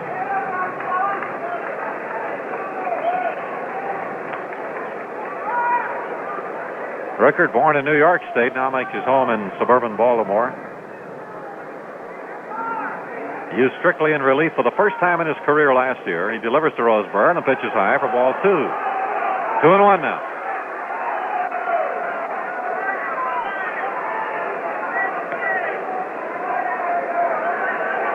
He was away a good bit of the time last year with military obligations. Here's his pitch to Rosie. Around the bunt, he taps the ball back to Rickard. Maybe a play at second. Here's the throw. He is out. No other play. Allison is forced out. Rickard for Belanger, the shortstop. So Roseboro bunts into the force out. That'll bring up Frank Quillisi.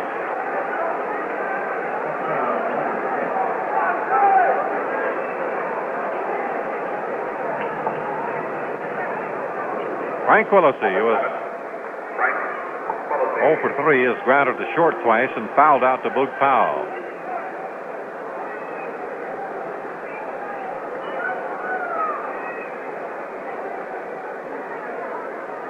Stretch by Rickard. Here's the pitch. Check swing foul. 1 strike.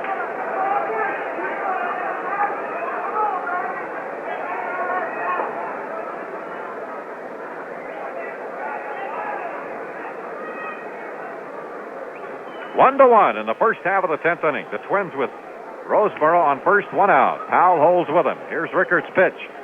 Swinging a bounding ball foul down the third baseline. Strike 2 the count.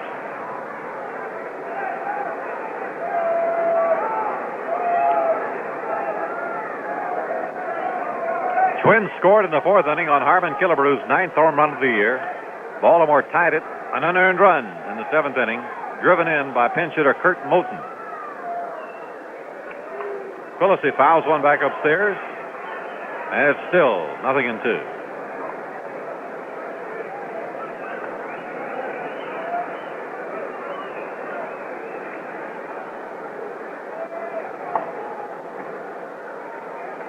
Rickard checking his sign. Infield playing a double play position. Here's the pitch. Swinging a line drive, hooking foul by 4 or 5 feet out and left. And it's still 0-2 to Quillisi, who wrapped that one hard.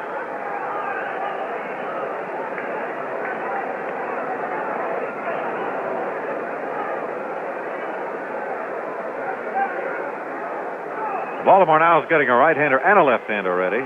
Dick Hall, the right-hander. Marcelino Lopez is the left-hander. Here's the stretch and the pitch. Swing a pop-up. Out towards the mound. Everyone running in, and Powell, the first baseman, makes the catch.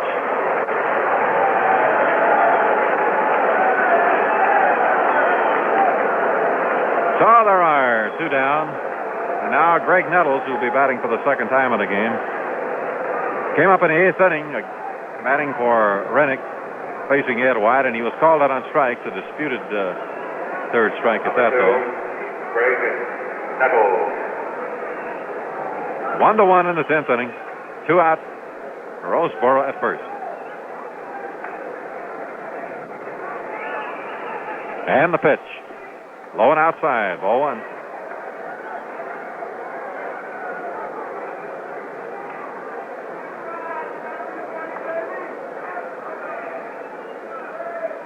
Rickard checking his sign. Here's the stretch. And the pitch. Strike call. 1-1. Boog Powell holding with the Roseboro at first.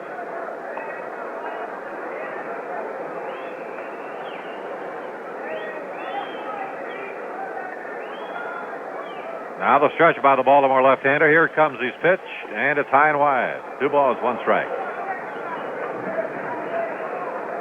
The Yankees have defeated Oakland 2-1. New York 2, Oakland 1. Twins, if they could win this one, would be only a half game out of first. Here's the pitch.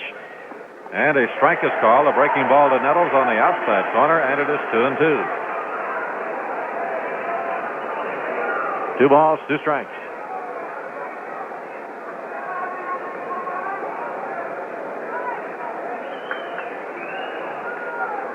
Here's the pitch. Swing and a miss. He got him with a fastball. Nettles strikes out, and for the Twins, 1 left on. Last of the 10th coming up. The Twins 1, Orioles 1. Imagine Jack Benny, Ph.D. This is an honor I have humbly expected for years. They have asked me to accept the honorary degree of Doctor of Thrift. And at Thrift's main headquarters, too, Twin City Federal, where we people of thrift look for inspiration. Twin City Federal, the Yale, Harvard, and Princeton of thrift. Vassar, too. It represents money at its best, but then money is always best. My middle name is Twin City Federal slogan, Jack Tuck-a-Buck-a-Day-Away Benny. As Doctor of Thrift, my advice is simple but learned. Save money. There's nothing like it. Save at Twin City Federal. Those people must be doing quite a few things right. Twin City Federal offices are identified by the famous twin clocks that flash time and temperature. They want you to know a few things besides money.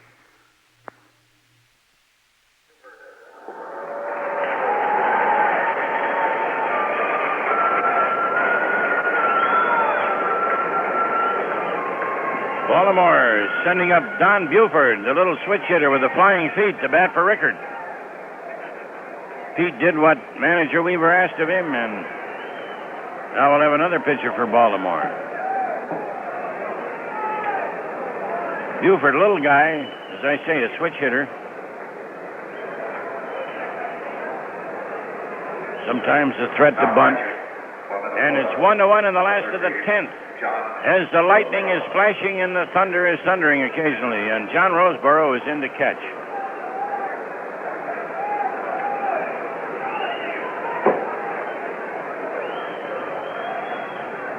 Buford batting .230, fouls the first pitch back, a strike. 0-1. Mark Belanger on deck. Buford, of course, is batting right-handed here against Kaat, who has pitched all the way, pitched the fine game for the Twins. An unearned run against him. And the curveball is low. It's 1-1. Yep, Jim could have had a 1-0 shutout. The 1-1 pitch to Buford. Swing, a fly ball into center field. It's carrying deep. Eulander back under it, though, and makes the catch at the edge of the warning pad. Long drive to center, hauled in by Eulander to retire Buford. Now the shortstop, Mark Belanger. You know something, Herb? That's 9 putouts for Eulander. He had 8 putouts and an assist in the 9 innings. Now he's 9-1.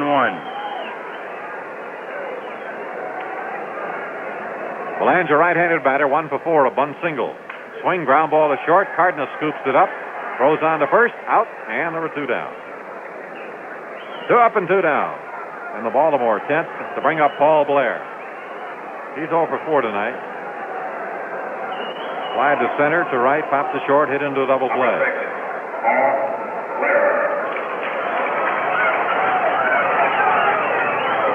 Twins 1 and Baltimore 1 in the last half of the 10th inning here at Baltimore's Memorial Stadium.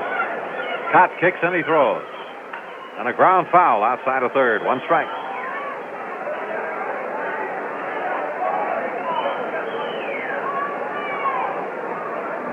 Detroit hammering away at Chicago. 7-1 the Tigers lead at the end of 6 behind Earl Wilson. They knocked out Tommy John. Here's the pitch to Blair. Fastball outside. 1-1. And Washington leading Seattle 6-5 with the Pilots batting in the 9th inning. Cleveland beat the Royals 4-1. Foul ball on the screen. 1 ball, 2 strikes. Angels, Red Sox rained out in Boston this evening.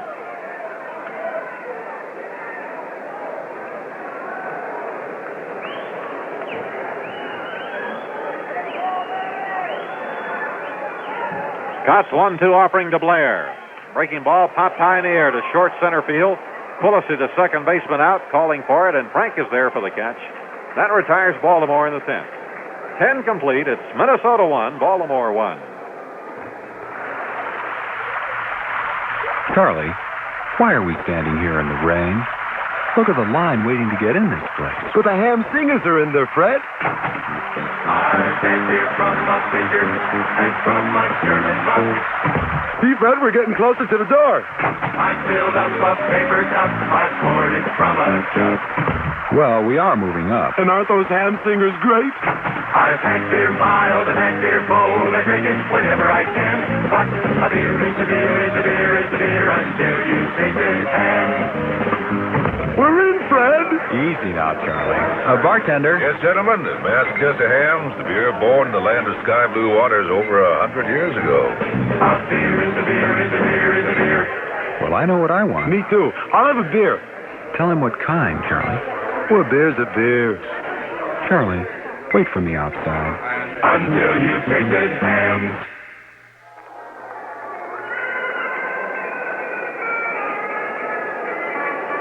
Big left-hander, Marcelino Lopez.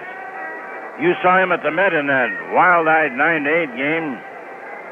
He pitched a single to Eulander. Then Carew hit that ball on which Blair made such a spectacular catch. And then Oliva singled, and that was all for Marcy. Watt came in to get Killebrew and Manuel. Great big left-hander. Comes in pretty well overhand. First two hitters are Eulander and Kaat. Lopez has no decisions. It's only his second game. He's only pitched a third of an inning. That was his outing against the Twins.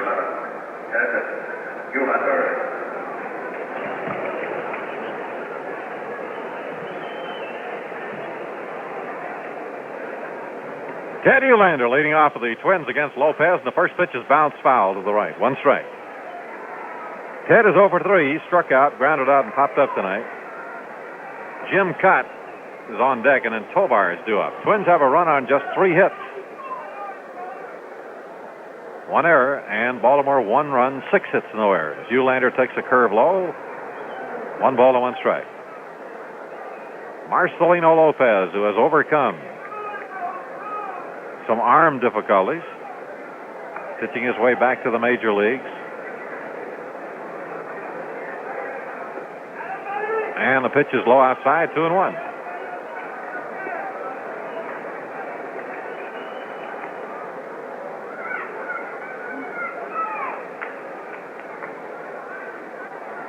And the pitch, a ground smash to first up for the Powell. He makes the play. A hard grounder right to Boog Powell.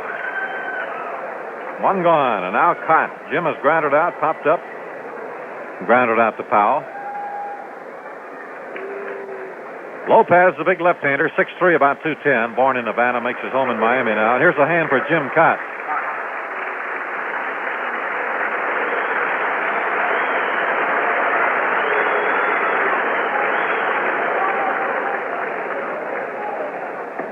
Ball 1.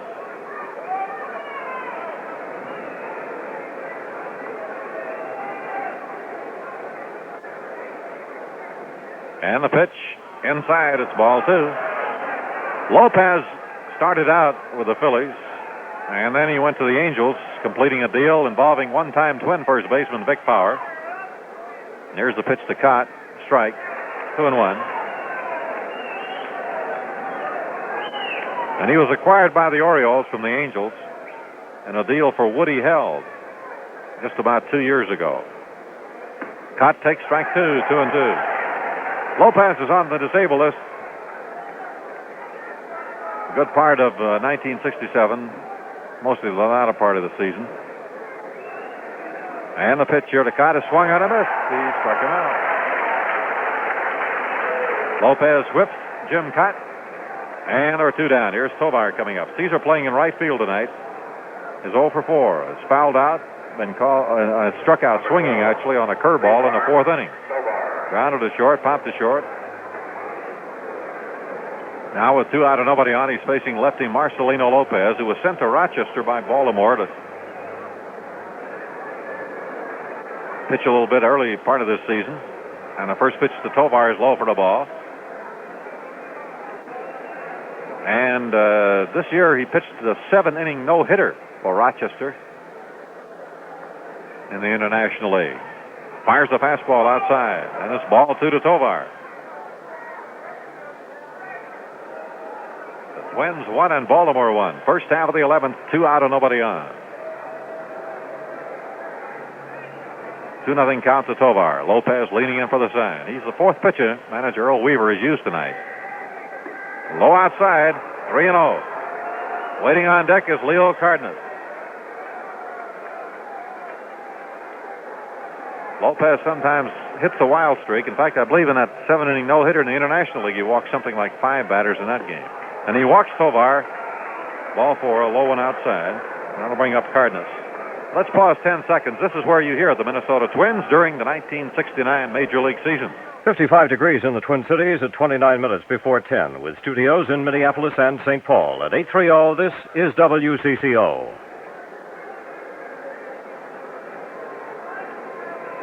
Leo Cardenas, he's hit some hard shots tonight. He only has 1 hit out of 4 times up. Single right in the 6th. The stretch by Lopez, and the pitch. And the runner goes, a swing and a miss. Here's the throw down to second. He is out. Belanger made a fine pickup. The throw is in the dirt. But the shortstop, Belanger, came up with it. Tagged Tovar for the out.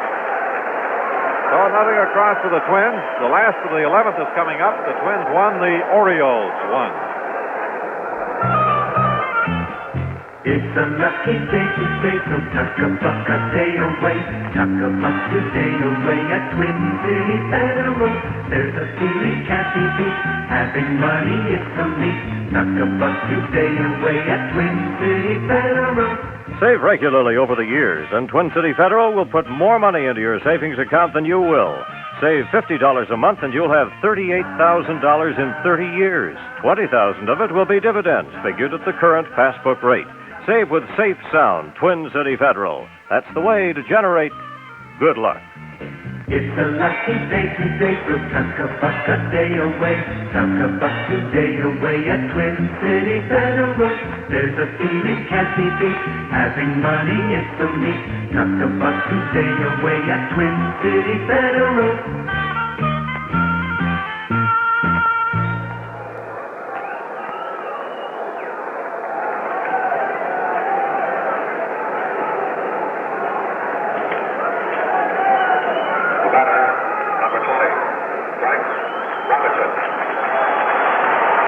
Right fielder Frank Robinson leading off for Baltimore in the last of the 11th. He has a walk, a single. Is flying to center, been called out on strikes.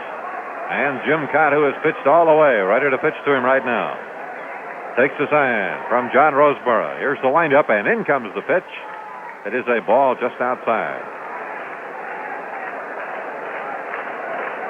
Kaat has allowed only 6 hits, 4 of those in the first 3 innings. Walked 3, 1 intentionally, struck out 3. Robinson hits a high fly ball into right. It's not very deep, and Tovar is getting under it easily, makes the catch. 1 away. Frank Robinson flies to right, and that brings up Boog Powell. Big first baseman is single to right, line to center, grounded to short, and walked.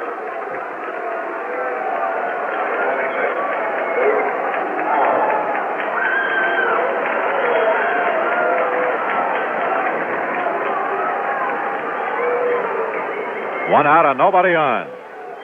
Last of the 11th, the score tied 1-1. They play Powell deep towards right. The infield shift on. 3 men on the right side of the diamond, and the curve is wide for the ball. 1-0. 1 ball and no strikes to Powell.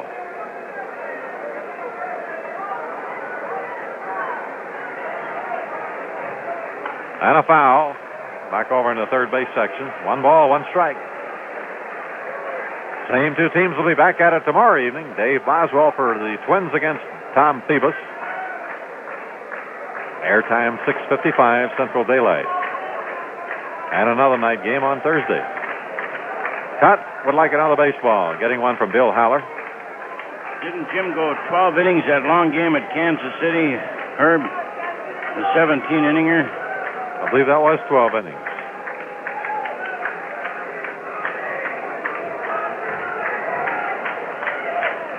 And a ground ball foul. Rolling over to the Baltimore dugout, it's 1-2. Remember that great duel he had here a few years ago with Robin Roberts? Oh, boy. Kaat got a triple in that game.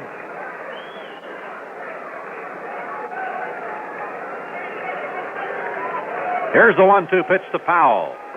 Just outside, and it's 2-2.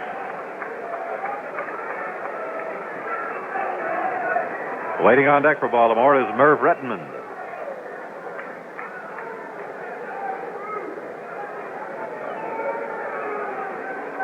And the pitch. Curve popped high in the air to the left side. And the lone man over there, Nettles, is calling for it midway between second and third, and he has it for the out. Put on for the third baseman, 2 down. Now the rookie left fielder, Merv Rettenmund, has been called on strikes twice, fly to center, grounder to second.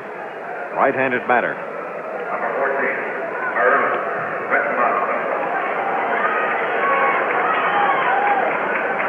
2 gone and nobody on. They shade Rettenmund to the left. Kaat winds and delivers. Breaking ball in there. Strike going 1.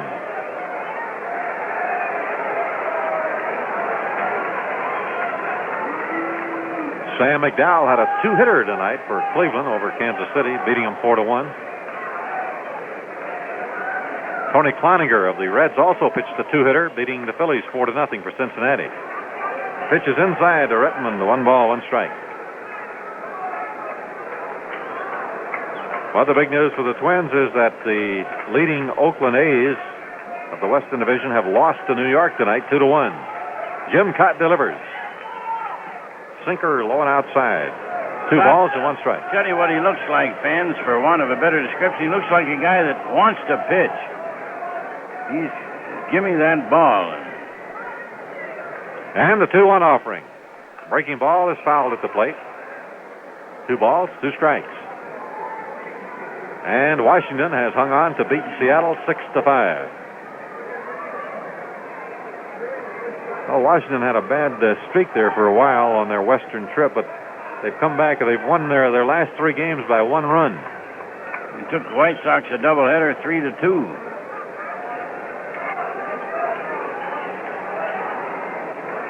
2 out, nobody on here. In the last of the 11th, 1-1 ball game, 2-2 to Merv Rettenmund as Kaat winding delivers to him. Fastball just inside. That's the pitch he struck him out on in the first inning. A tight fastball got him looking. Now the string is out. So Kaat takes the sign from Roseboro.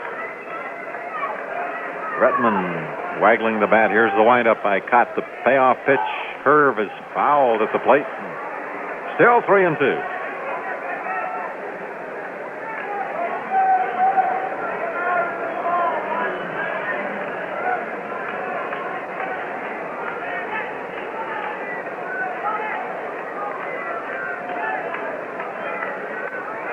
Three balls, 2 strikes.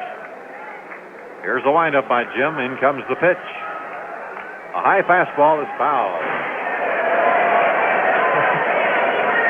Well, it seems to be home night for the That's 2 for Chuck broadcaster. Thompson's booth, the Baltimore broadcaster.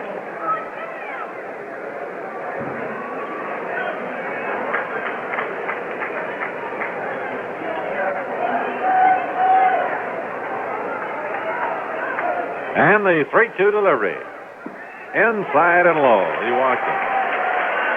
Well, if Kaat had retired 9 in a row, he had walked Powell with 2 out in the 8th inning. Now he walks Rettenmund with 2 out in the 11th. And it brings up Brooks Robinson. Hitless in 4 trips, but he has scored the only Baltimore run after getting on by an error in the 7th inning. A few moments later, pinch hitter Kurt Moten drove him in with a single.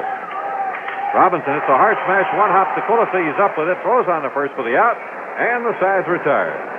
Baltimore leaves 1 on, and at the end of 11 innings now, it's Minnesota 1, Baltimore 1. Hundreds of used cars. You'll find them now at Lindolo's on Freeway 494. Right now, Lindahl has the largest selection of all makes, models, and colors with the equipment you want. Whatever you're looking for, chances are Lindahl has it on display. Only a huge inventory can do this for you. And just in are 1968 factory engineering cars with low mileage and loaded with extras. Now, the savings are big on these beauties along with all the other used cars during Lindahl's gigantic month of May sale. Many cars have the balance of the new car warranty. Those hard-to-find cars are at Lindahl, and you can find many one-owner trade-ins. Now, delivery is immediate. All in all, you stand to win big with a saving deal at Lindahl during the huge month of May sale. Lindahl has a complete record on all cars, and let me recommend this. Ask about those records. You can find out when they were purchased, when they were traded, the name of the previous owner.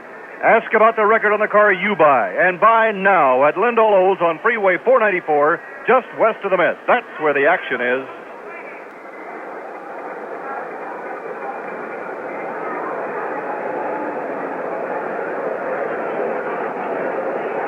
The batter, number 5, Leo Hartnett.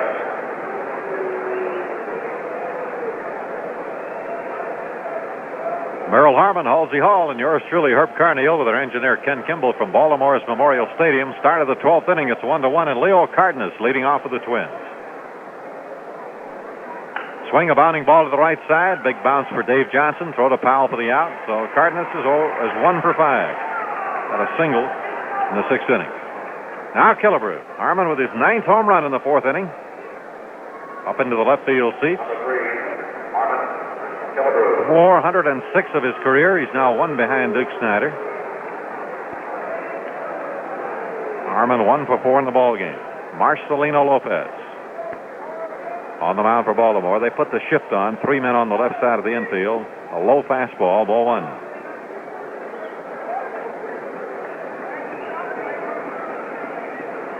One out, nobody on. Here's a windup by Lopez, the kick and the pitch. Strike inside corner. Harmon backed away from that. Haller called it on him. 1 ball, 1 strike. Dave McNally went the first 7 innings for Baltimore. Then Eddie Watt, Pete Rickard, and Lopez coming on in the 11th. Delivers to Harmon. Swing a line drive right at Belanger.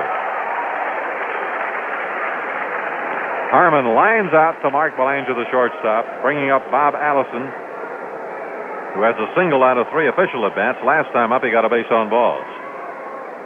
Number 4, Bob Allison. 2 out and nobody on. Lopez delivers to him. Low for ball 1.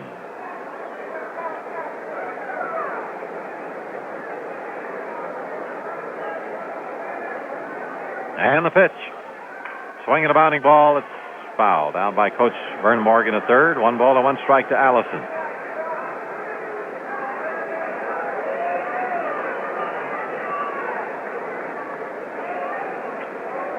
Here's the windup, the left-hander's pitch. Curve, low and inside. 2 balls and 1 strike.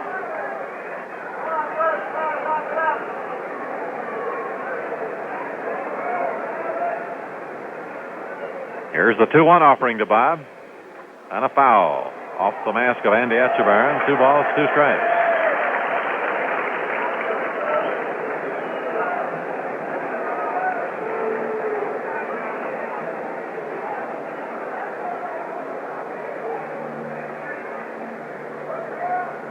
All even on the count. 2 balls, 2 strikes, 2 out, nobody on.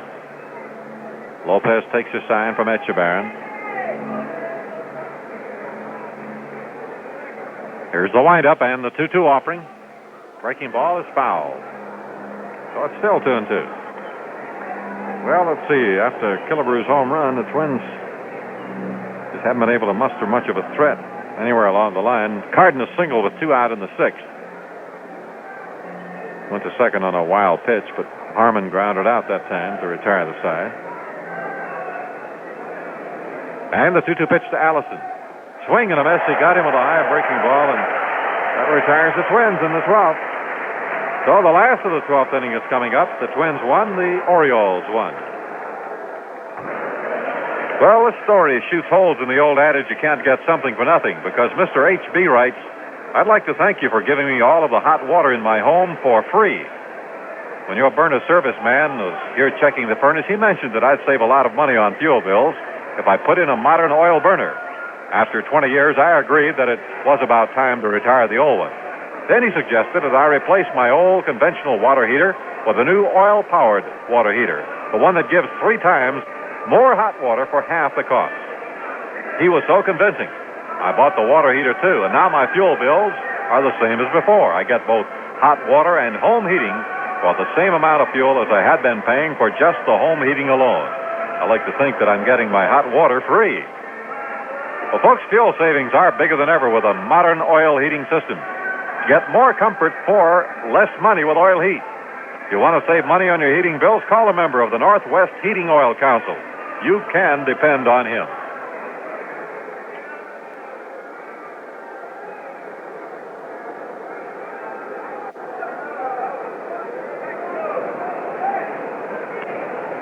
Batter, number 50, Dave Johnson.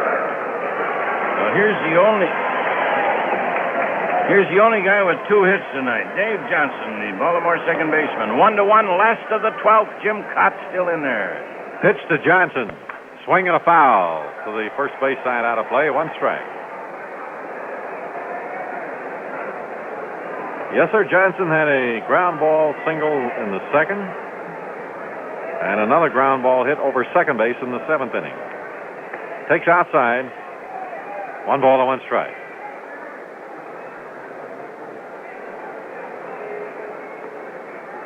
One ball, 1 strike. Here's the pitch to the right-handed batter. Turns it over, low outside. 2 balls, 1 strike. Kitty never pitched a better ball game, Herb. I don't think. Reach back into the archives of my mind, I can't. It'll be pretty tough to pitch better than he has pitched tonight. An unearned run by Baltimore, but it's a tie game right now in the 12th, and Johnson fouls one down the first baseline, out of play. 2-2 now.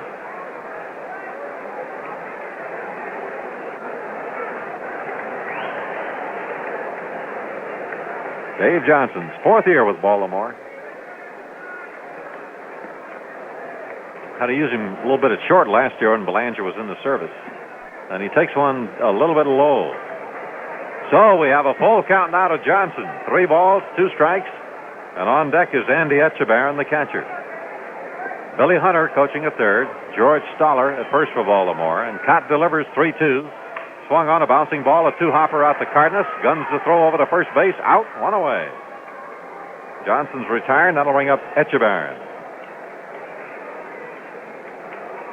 Andy's 0 for 3. Walked intentionally in the 7th. He hit a ball hard in the 9th inning. A line drive to Eulander in center. 1 out, nobody on, and a 1-1 ball game in the last half of the 12th. Kaat into his windup, delivers. Breaking ball, check swing, ruled the ball.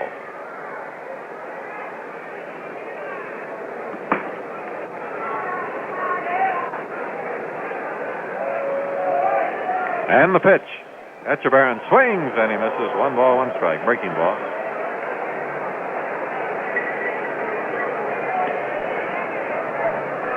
Well, let's see. Baltimore's playing its 6th extra inning game of the year. They won 3 and lost 2, and the Twins have dropped both overtime games that they've played this year.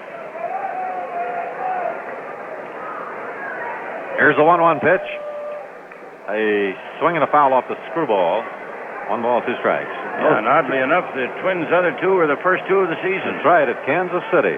12 and 17 innings.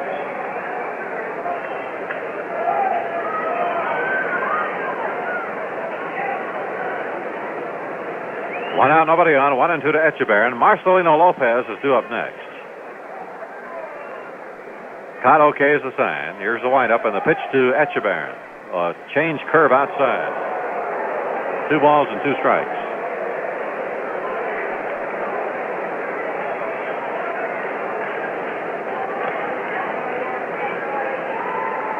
And Kaat with a 2-2 pitch. Fastball. Strike 3 call. Etchebarren is out of there, and that's 4 strikeouts for Kaat, and will bring up Marcelino Lopez. This fella is no slouch with a bat. He has not batted for Baltimore this year. Number 32, Marcelino Lopez. He's a right-handed batter.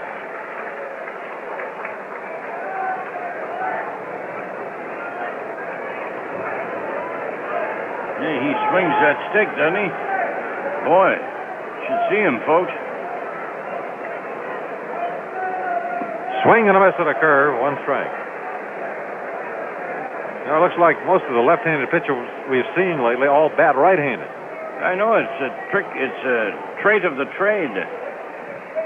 There's a bunt between the mound and third. Kaat picks it up, throws to first base, and he's safe. The throw got away from Killebrew, but it was backed up by Quillisi. Marcelino Lopez is very fast, and he bunted that ball very softly between the mound and third. Kaat made a nice pickup, but he tried to throw while almost pivoting in midair, and his throw was wide of the bag. Got away from Killebrew, but Quillisi was over there backing it up.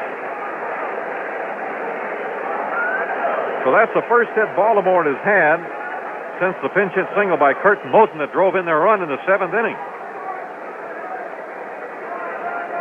Hit number 7 for the Orioles and brings up Mark Belanger. Belanger's 1 for 5. He had a bunt single in the third inning down the first baseline. So Lopez now is the runner at first with 2 out. Has his jacket on. Killebrew holding with him. Belanger right-handed batter, and Kaat delivers to him. Outside with a fastball, ball 1.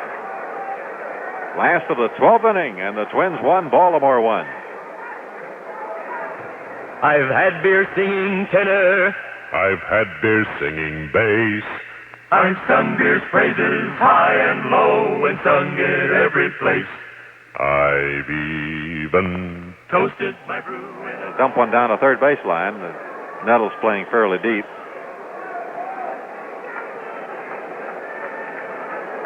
One ball, one strike.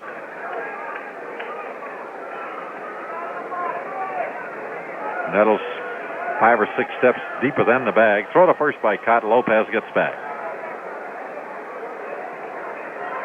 I remember the Angels used to use Lopez as a pinch runner on occasion. And the pitch. A bunt up in the air, and Nettles charges in. It's foul. He can't get it. It hit the ground just in front of him. A foul ball. So the count of Belanger now is 1 ball and 2 strikes.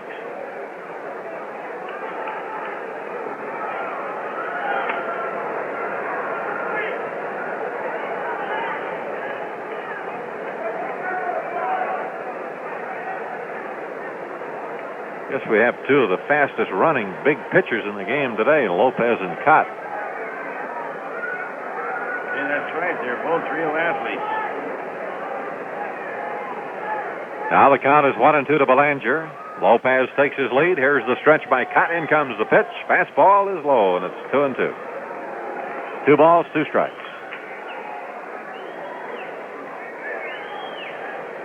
Playing down in the 8th inning in Chicago, the Tigers lead the White Sox 7-1.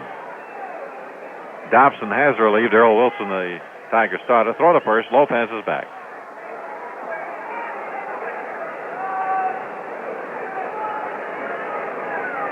Okay, Big Jim going into the stretch. The 2-2 pitch to Belanger. Fastball hit on the ground towards Cardenas. He charges the ball, flips to Quillisi out at second on a force to retire the side. So for Baltimore, in the 12th inning, no runs, 1 hit and 1 left. 12 innings, Minnesota won, Baltimore won. Out where the prairie stretches to meet the setting sun, I've tried every beer you can think of when the working day is done. I've sampled the brew from here to St. Louis and down to the Rio Grande. But a beer is a beer is a beer is a beer until you've tasted hams. I've had beer in the Rockies, I've had beer in the plains, I've had beer when it's dry as dust, I've had beer when it rains. I've tipped a pail on every trail, I've tasted all the brands. But a beer is a beer is a beer is a beer until you've tasted ham. That's Ham's, friend, the beer born in the land of sky blue waters over 100 years ago.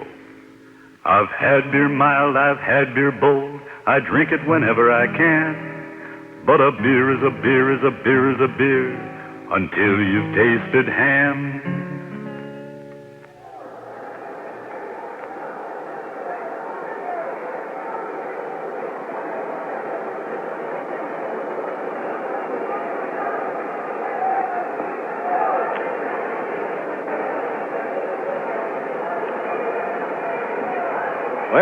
At the end of 12 now, it's the Twins a run on just 3 hits and 1 error. Orioles a run on 7 hits and no errors. John Roseboro will lead off the 13th inning for the Twins. John got into the game in the 10th inning batting from Interwall. He tried a bunt after Allison had led off with a walk, but he bunted into a force play. And the pitch is outside, ball 1.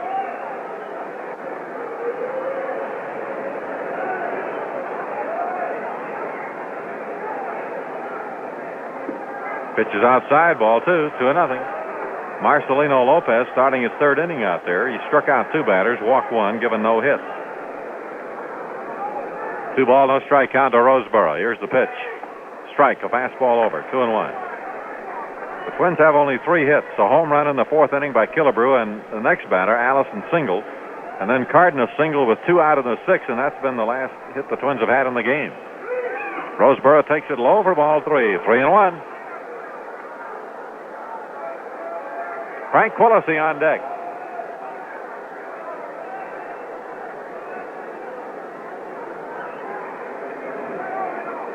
And the pitch on the way. Strike 2 call. A fastball poured in there, 3-2.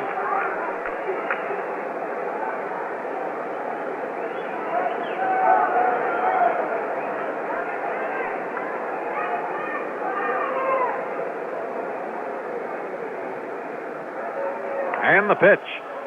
Swing and a miss. Ball pops out of Echeverrien's mitt. He picks the ball up and throws to Powell for the out. So Roseboro whips on a fastball. Powell with a put out. So Lopez behind 3-1 came back to get him, and now Frank Quillisi. Frank has gone 0 for 4. Number 7, Frank Quillisi.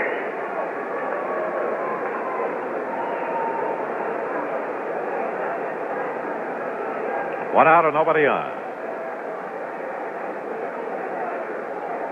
Frank gets a ground ball towards the hole. It is backhanded by Belanger. A long throw to first base is not in time. Beautiful play by Belanger, but he couldn't get anything on his throw. So Quillisi has an infield hit. Crowd giving Belanger a hand for a spectacular pickup there deep in the hole. And so, folks, that is the first hit the Twins have had now since Cardenas singled with 2 out in the 6th inning. On 6 2/3 innings without a hit. Number 2, Greg Nettles. Greg Nettles coming up. Greg has been up twice, and he has struck out twice. He was called out in the 8th against Watt. Went down swinging against Rickard in the 10th. Here's a hard ground ball, and it's up the middle, a base hit. Quillisi turns second. He's going to hold up there, though, as Blair rushes in to field the ball. 2 on. A ground single to center for Greg Nettles, and the Twins have 2 on with 1 out. Ted Ulander coming up. Ted is 0 for 4. He struck out, grounded out twice, and popped up.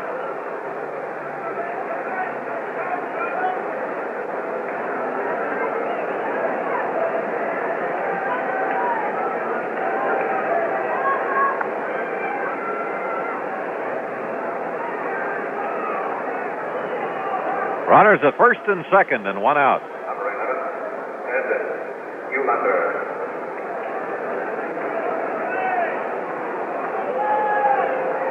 Lopez leaning in to take his sign. Quillisi leading at second. Nettles at first. The pitch is low and outside for ball 1.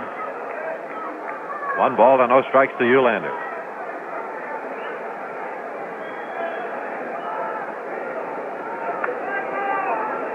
Here's the stretch by Lopez. Left-hander's pitch. Swing, a foul back. 1 ball, 1 strike.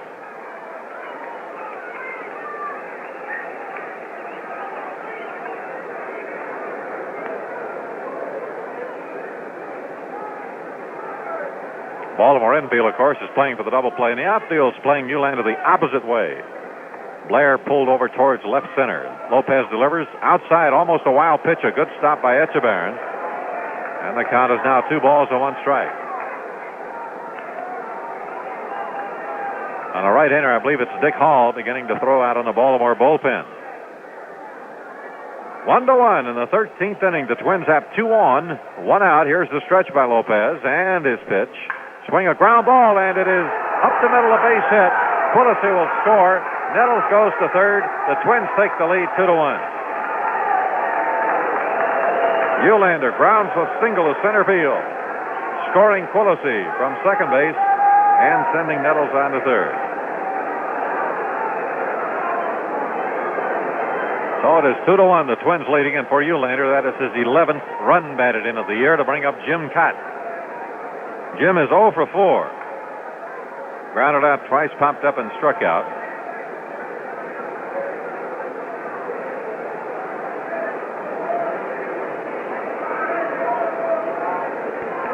Nettles on third, Eulander on first, and 1 out. 3 hits in a row. He's getting as many hits as they'd had in the first 12 and a third innings. Infield up halfway. Powell holding with a runner at first. The stretch by Lopez. Here's the pitch. Pitch out. Nothing was going. Ball 1. Thought they might have put the squeeze on there. Baltimore did, so they pitched out on Kaat. 1 ball and no strikes.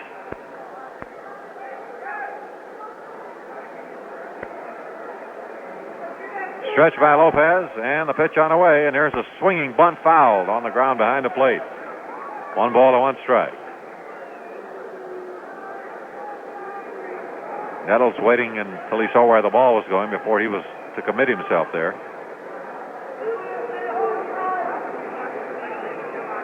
A variation of the safety squeeze, although Kaat took about a half swing at the pitch. Here's the stretch by Lopez, and the pitch is outside. 2 balls, 1 strike. 2-1, the count to Kaat. The Twins leading 2-1. First half of the 13th inning.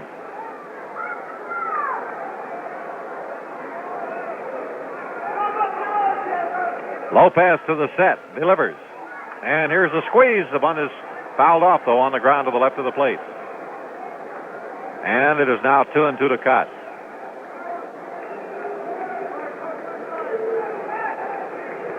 Two balls and 2 strikes. And as you know, if Kaat tries to bunt on this one, he'll have to keep it fair, otherwise he'll be out if it's a foul ball. Nettles on third, Eulander on first, 1 man out. Here's the stretch. And the pitch to Jim. He swings, and it's a long drive into right center field. It's going deep. Powell way out there is getting under it and makes the catch. Here comes Nettles home. Holding at first base is Eulander. It's 3-1. Paul Blair racing deep into center field towards right center to haul in that high drive. So credit Kaat with a sacrifice fly. A run batted in. Nettles scoring to make it 3-1.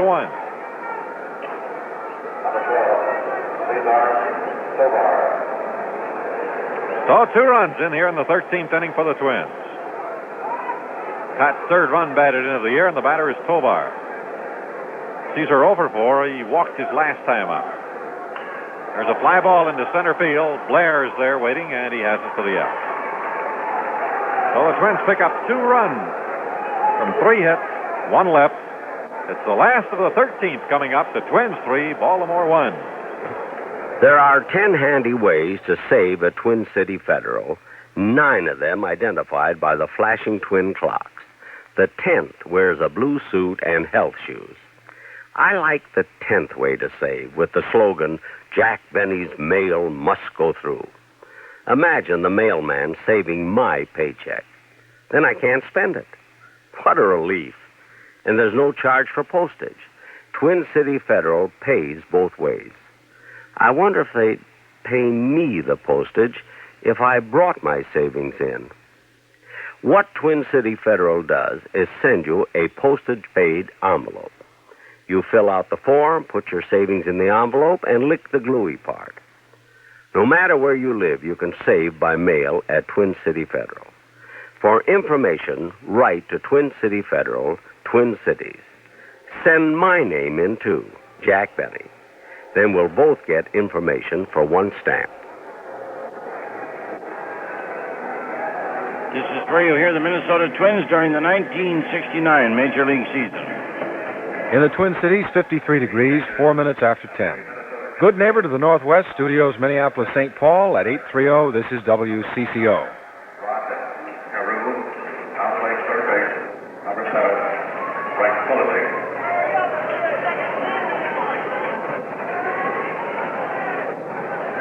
For Minnesota, Rod Carew.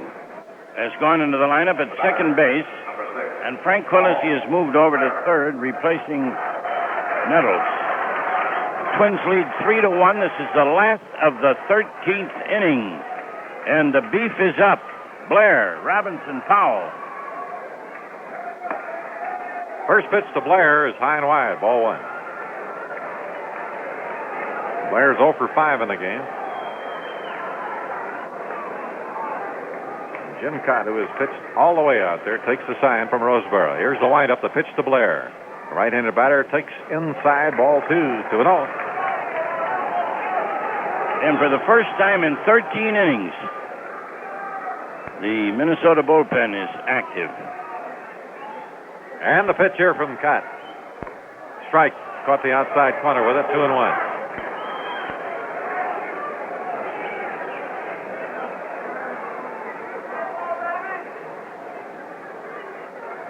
All right, here's the windup by Kaat, the 2-1 delivery. Swing, a ground foul to the left. 2 balls and 2 strikes.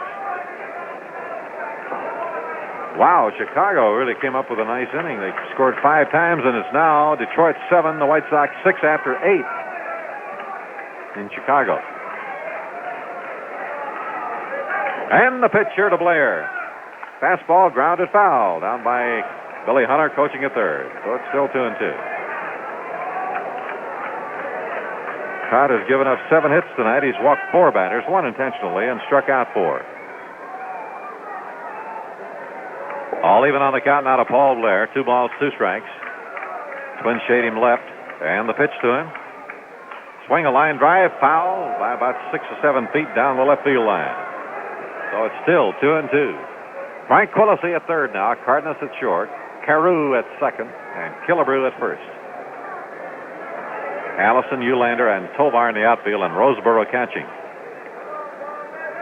Here's the windup by Jim Kaat. In comes his 2-2 pitch to Blair. Swing, a high drive to left field, way back. It's a home run if it's fair, and it is a home run.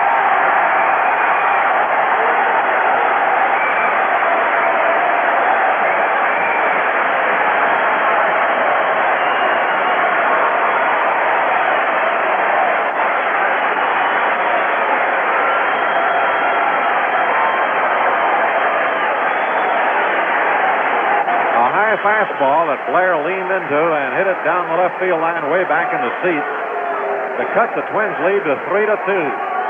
Blair's 9th homer and his 21st RBI, and here comes Billy Martin now. Frank Robinson is due up for Baltimore.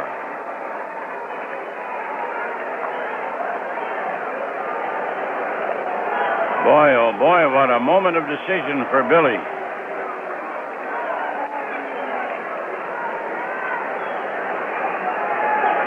And he's taking Jim out. And what a game Kitty has pitched. Nice game, Jim. Listen to the crowd. They're standing up.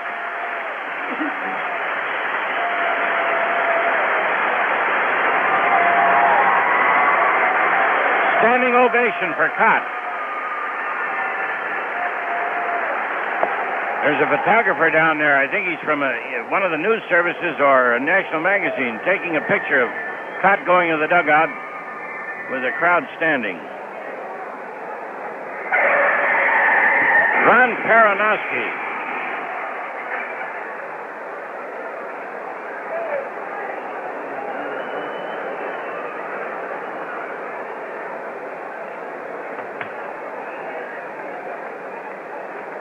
Allison and Eulander standing together out in deep left center, talking things over. I wonder if could be some legislation against Blair playing against the Twins. Ron Peronowski.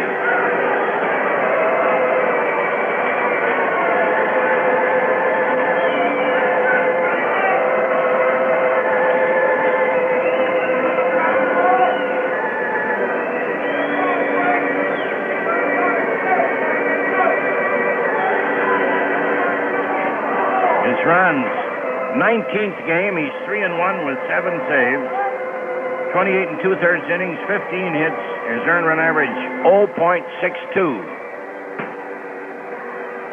Detroit scored an earned run off him Sunday. That was only the second earned run he has allowed. A double and a single, of all things, by Mickey Lolich drove in the run. You know, we only go 50 more minutes, ladies and gentlemen. There's a local curfew here of 12 o'clock. What is it, Kenny? No inning can start, or what? On that, you, Kenny. Huh? 11:59. The game has to be called. Well, right here now on that clock out there, it's 11:10. So hang on, folks. We have a lot of time.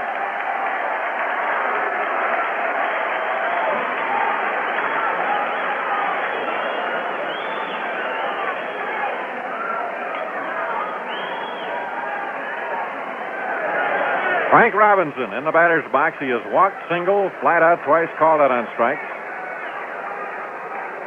So officially he's 1 for 4 in the game. And Ron Peranoski on in relief of Jim Kaat. No one out here in the last half of the 13th. The Twins leading 3-2. Ron delivers. And it's wide for ball 1. Boog Powell is on deck, and John Roseborough asking time and going out to talk to Peranoski.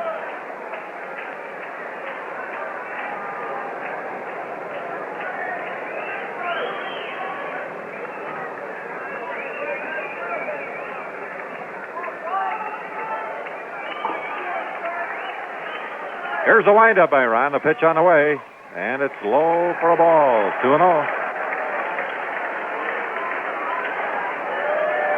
Funny how one rally will ignite another. Here's the pitch. And it is outside, ball 3.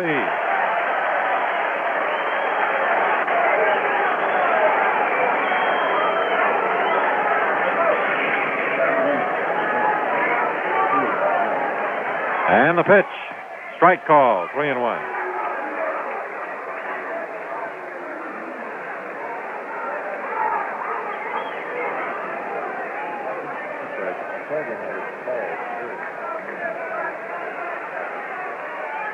And the pitch. Swung on a hard smash to third. Up with it is Quillisi. Here's the throw to first. Out. And there's one away. A big out there to get Frank Robinson. Now Boog Powell, who has singled. Out of 4 official bats, he walked once. Number 26, Boog Powell.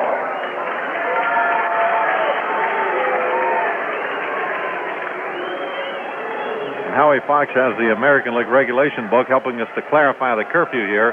During the week, Monday through Friday, any inning started before midnight can be completed. But on Saturday night, all play must stop no matter what the situation is on midnight.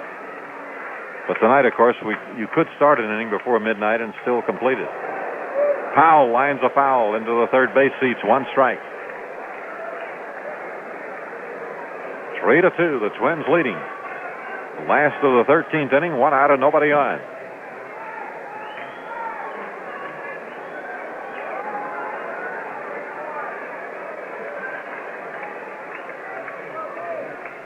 Here's a windup by Ron. In comes his pitch to Powell. Low for the ball. 1-1. They're not shifting on him this time. Cardinals is playing over on the left side, back at the rim of the outfield grass. Here's the pitch. Strike. 1-2. 1 ball and 2 strikes to Big Boog Powell. On deck is Merv Redmond.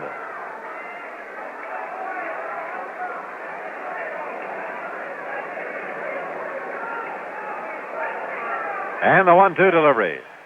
Swing and a foul. Oh, not quite hung on to by Roseborough. Still 1 ball and 2 strikes. Ron Peranoski appearing in his 19th game. He's only missed 14 so far this year. 3 wins, 1 loss, and 7 saves. Aronofsky winding, delivering to Powell. Swing a line drive that is towards Carew. He makes a beautiful stop of the ball, trapping it, throws him out, and there are 2 down. A fine play by Carew. That was a tough chance. There's a liner that took 1 short hop to Rod, and he throws out Powell for the second out to bring up Merv Rettenman, the left fielder. Number 14, Rettenman is 0 for 4. He walked his last time up. A right-handed batter.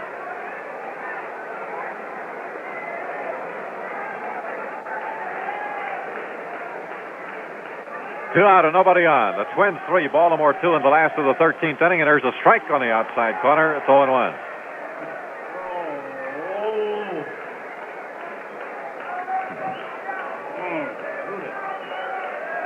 And the 1-strike pitch. Swung on a high bouncing ball behind second. Here comes Carew. He's got the ball. The throw to first base is in time. He got him. Beautiful play by Carew, and the game is over. He throws out Rettenman on a very close play. So Baltimore scoring in the last of the 13th inning on a home run by Paul Blair. But the Twins win it by a score of 3-2. Well, you're going to give it to me now? I'm waiting for you to come from underneath the think table I can there. still talk. You're an optimist. Holy cow, ladies and gentlemen. I say without reservation, and I'm sure you may agree with me, but you certainly would if you were here. In many ways, the most dramatic victory that the Twins have scored this year, and a tremendous triumph for Jim Kaat. The totals: Baltimore, 2 runs, 8 hits, no errors. Minnesota, 3 runs, 6 hits, and 1 error. The winning pitcher, Jim Kaat, and Peronoski gets his 8th save. The losing pitcher, Marcelino Lopez. And what a ball game. Well, folks, be with us tomorrow night. Same time, 6:55 Central Time. Your announcers tonight, and they've all lost a little weight. Merle Harmon, Herb Carneal, yours truly, Halsey Hall, the producer, Larry Jago. And the final score, once again in 13 innings before 11,489, Minnesota 3 and Baltimore 2. Dankeschön.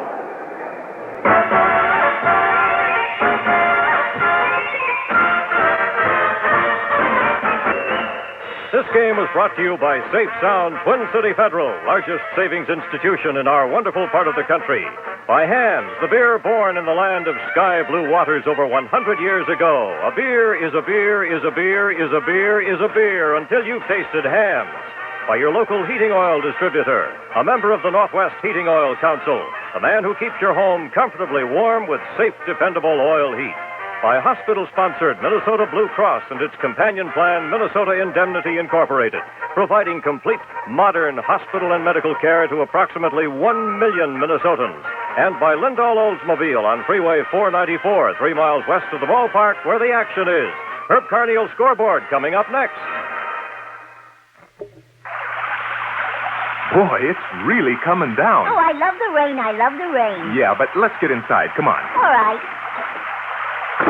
Why didn't you get your hat full of it? My hat? Full of rain? What for? Well, it makes a wonderful shampoo. Well, not as good as Culligan soft water. It isn't? No. You see, filtered Culligan soft water is actually softer than rain. It brings out all the gleaming, natural luster of your hair. It's so kind to your skin and complexion, too. Leaves it completely cleansed and beautifully radiant. And clothes washed in Culligan water give you that well-groomed look. Oh, I'd like that. How do you get it? With the Culligan water softener. Just call your Culligan man. All right. Hey, Culligan man. He'll be here right away. Uh-huh. Can I borrow your hat? Those Twins are smooth, but so is Culligan soft water. With Culligan, even moderately hard water becomes gentler, more efficient, and kinder to your skin. Call your Culligan man today. 53 degrees, 19 after 10.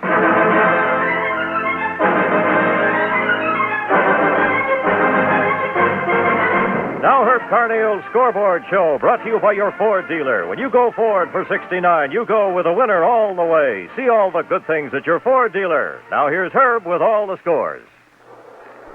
Hello again, everybody, from Baltimore's Memorial Stadium on our scoreboard. Looking at the American League first of all, at Washington tonight, the Senators scored 2 in the last of the 8th to beat Seattle 6-5. Hank Allen hit his second home run for Washington, 4th inning, 1 on, and the game was won in the 8th inning when Mike Epstein hit his 9th of the year with 1 aboard. The win goes to Dennis Higgins in relief. He's 3-3. Hannon was the starter. Marty Patton, the starter and loser for the Pilots. He's 5-2. Senators 6, Seattle 5. Cleveland defeated the Royals of Kansas City 4-1 in Cleveland tonight on a 2-hitter by Sam McDowell. Only run for Kansas City was a home run by Lou Piniella in the 7th inning, his 5th home run of the year. Jose Cardinal hit his 4th for the Indians with nobody out in the 6th. McDowell now is 2-4 with Mike Hedlund, the loser, 2-2. And the Yankees defeated Oakland 2-1 with all 3 runs driven in by homers. Frank Fernandez with 1 aboard for New York, his 3rd, and the A's run a solo by Dick Green in the 5th inning. It was a 5-hitter for lefty Fritz Peterson, who ups his record to 6-4. Jim Nash, the loser, 3-2. The Yankees 2 and Oakland 1. And let's see, we have now Chicago, the White Sox batting in the ninth, and Detroit leading 7-6. The White Sox scored 5 runs in the 8th inning to pull within 1 run, and now Don McMahon has come on to pitch in the ninth for the Tigers. Wilson started, Dobson and Hiller preceding McMahon. Tommy John opened for Chicago with Carlos, Wood, Osinski, and Peters in relief. Woody Held hit his 2nd home run for the White Sox, 5th inning, nobody on. 7-6 Detroit in the last of the ninth at Chicago. California at Boston was rained out, and in a minute we'll take a look at the scores of the other games. Well, have yourself more fun this spring. If you're in the market for a new car, stop by your Ford dealers, and you'll get savings besides. That's right. For example, folks, now you can get a specially priced '69 Fairlane 2-door hardtop with such special equipment as dual racing mirrors, white wall tires, deluxe wheel covers, tape, stripe, and wall-to-wall carpets. And there's even more than that. Fairlane's the car, you know, that beats its leading competitor in wheelbase, in trunk space, headroom, front and rear, more miles to the gallon, and a greater range of engine power. Add to all that faster acceleration, quicker braking, and you can see why it pays to move to Ford Country now. You get more for your dollar at your Ford dealers. So do your spring shopping now and save yourself a bundle. Before you buy any new car, be sure to test drive a 1969 Ford at your Ford dealers, the place you've got to go to see what's going on. In the National League at Cincinnati tonight, the Reds defeated the Phillies 4-0 on a 2-hitter by Tony Cloninger. His record is 2-5 now, and Tony Perez hit his 9th home run for Cincinnati with 1 aboard. Loser was Rick Wise. He's 4-3. Cincinnati 4, the Phillies nothing. Another shutout at the Astrodome. The Astros 5, Montreal nothing. A 5-hitter for Larry Durker, who now is 6-4. One-time twin Jim Mudcat Grant losing number 5. He's 1-1. 5-0 Houston over Montreal. Other games on the West Coast. Pittsburgh at San Diego. The Pirates picked up a run in the 1st inning. Jim Bunning will pitch for Pittsburgh, and it is Joe Niekro for San Diego. St. Louis at San Francisco scoreless after 1 inning with Bob Gibson for the Cardinals, Mike McCormick for the Giants. And Chicago at Los Angeles scoreless after 1 with Kenny Holtzman for the Cubs and Don Sutton for the Dodgers. And here at Memorial Stadium in Baltimore tonight, a 13-inning battle. The Twins nosing out the Baltimore Orioles 3-2. The Twins ending their 4-game losing streak and stopping Baltimore's win streak at 5 in a row. The Twins picking up 2 runs in the 13th inning on hits by Quillisi, Nettles, and Eulander. Eulander driving in the first run of the inning, and a sacrifice fly by Kaat driving in the other. The Twins' first run, a homer by Harm Killebrew in the 4th inning with none on, his 9th of the year. And Paul Blair also hit his 9th of the year for Baltimore in the last of the 13th inning to cut the Twins' lead at that time to 1 run, but manager Billy Martin replaced Jim Kaat, who had pitched all the way up until that time, with Ron Peronowski, and he retired the last 3 batters. 3 fine plays on those last 3 Baltimore batters by Frank Quillisi and 2 by Rod Carew, who had just come into the game at second base. So the Twins win it with 3 runs, 6 hits, 1 error, 4 left. Baltimore 2 runs, 7 hits, no errors, and 9 left on. Jim Kaat the winner. He now is 3-2, and Ron Peronowski gets his 8th save of the year. Dave McNally going after his 7th straight win. Started for Baltimore, went 7, then Eddie Watt, Pete Rickard, and Marcelino Lopez, with Lopez the loser, 0-1. So the Twins win it in 13 innings by a score of 3-2, and tomorrow night it's due to be Dave Boswell for the Twins and Tom Phoebus for Baltimore. And this is Herb Carneal inviting you to join us for the broadcast tomorrow We'll be with you at 6:55 Central Daylight Time here from Baltimore, the Twins and the Orioles.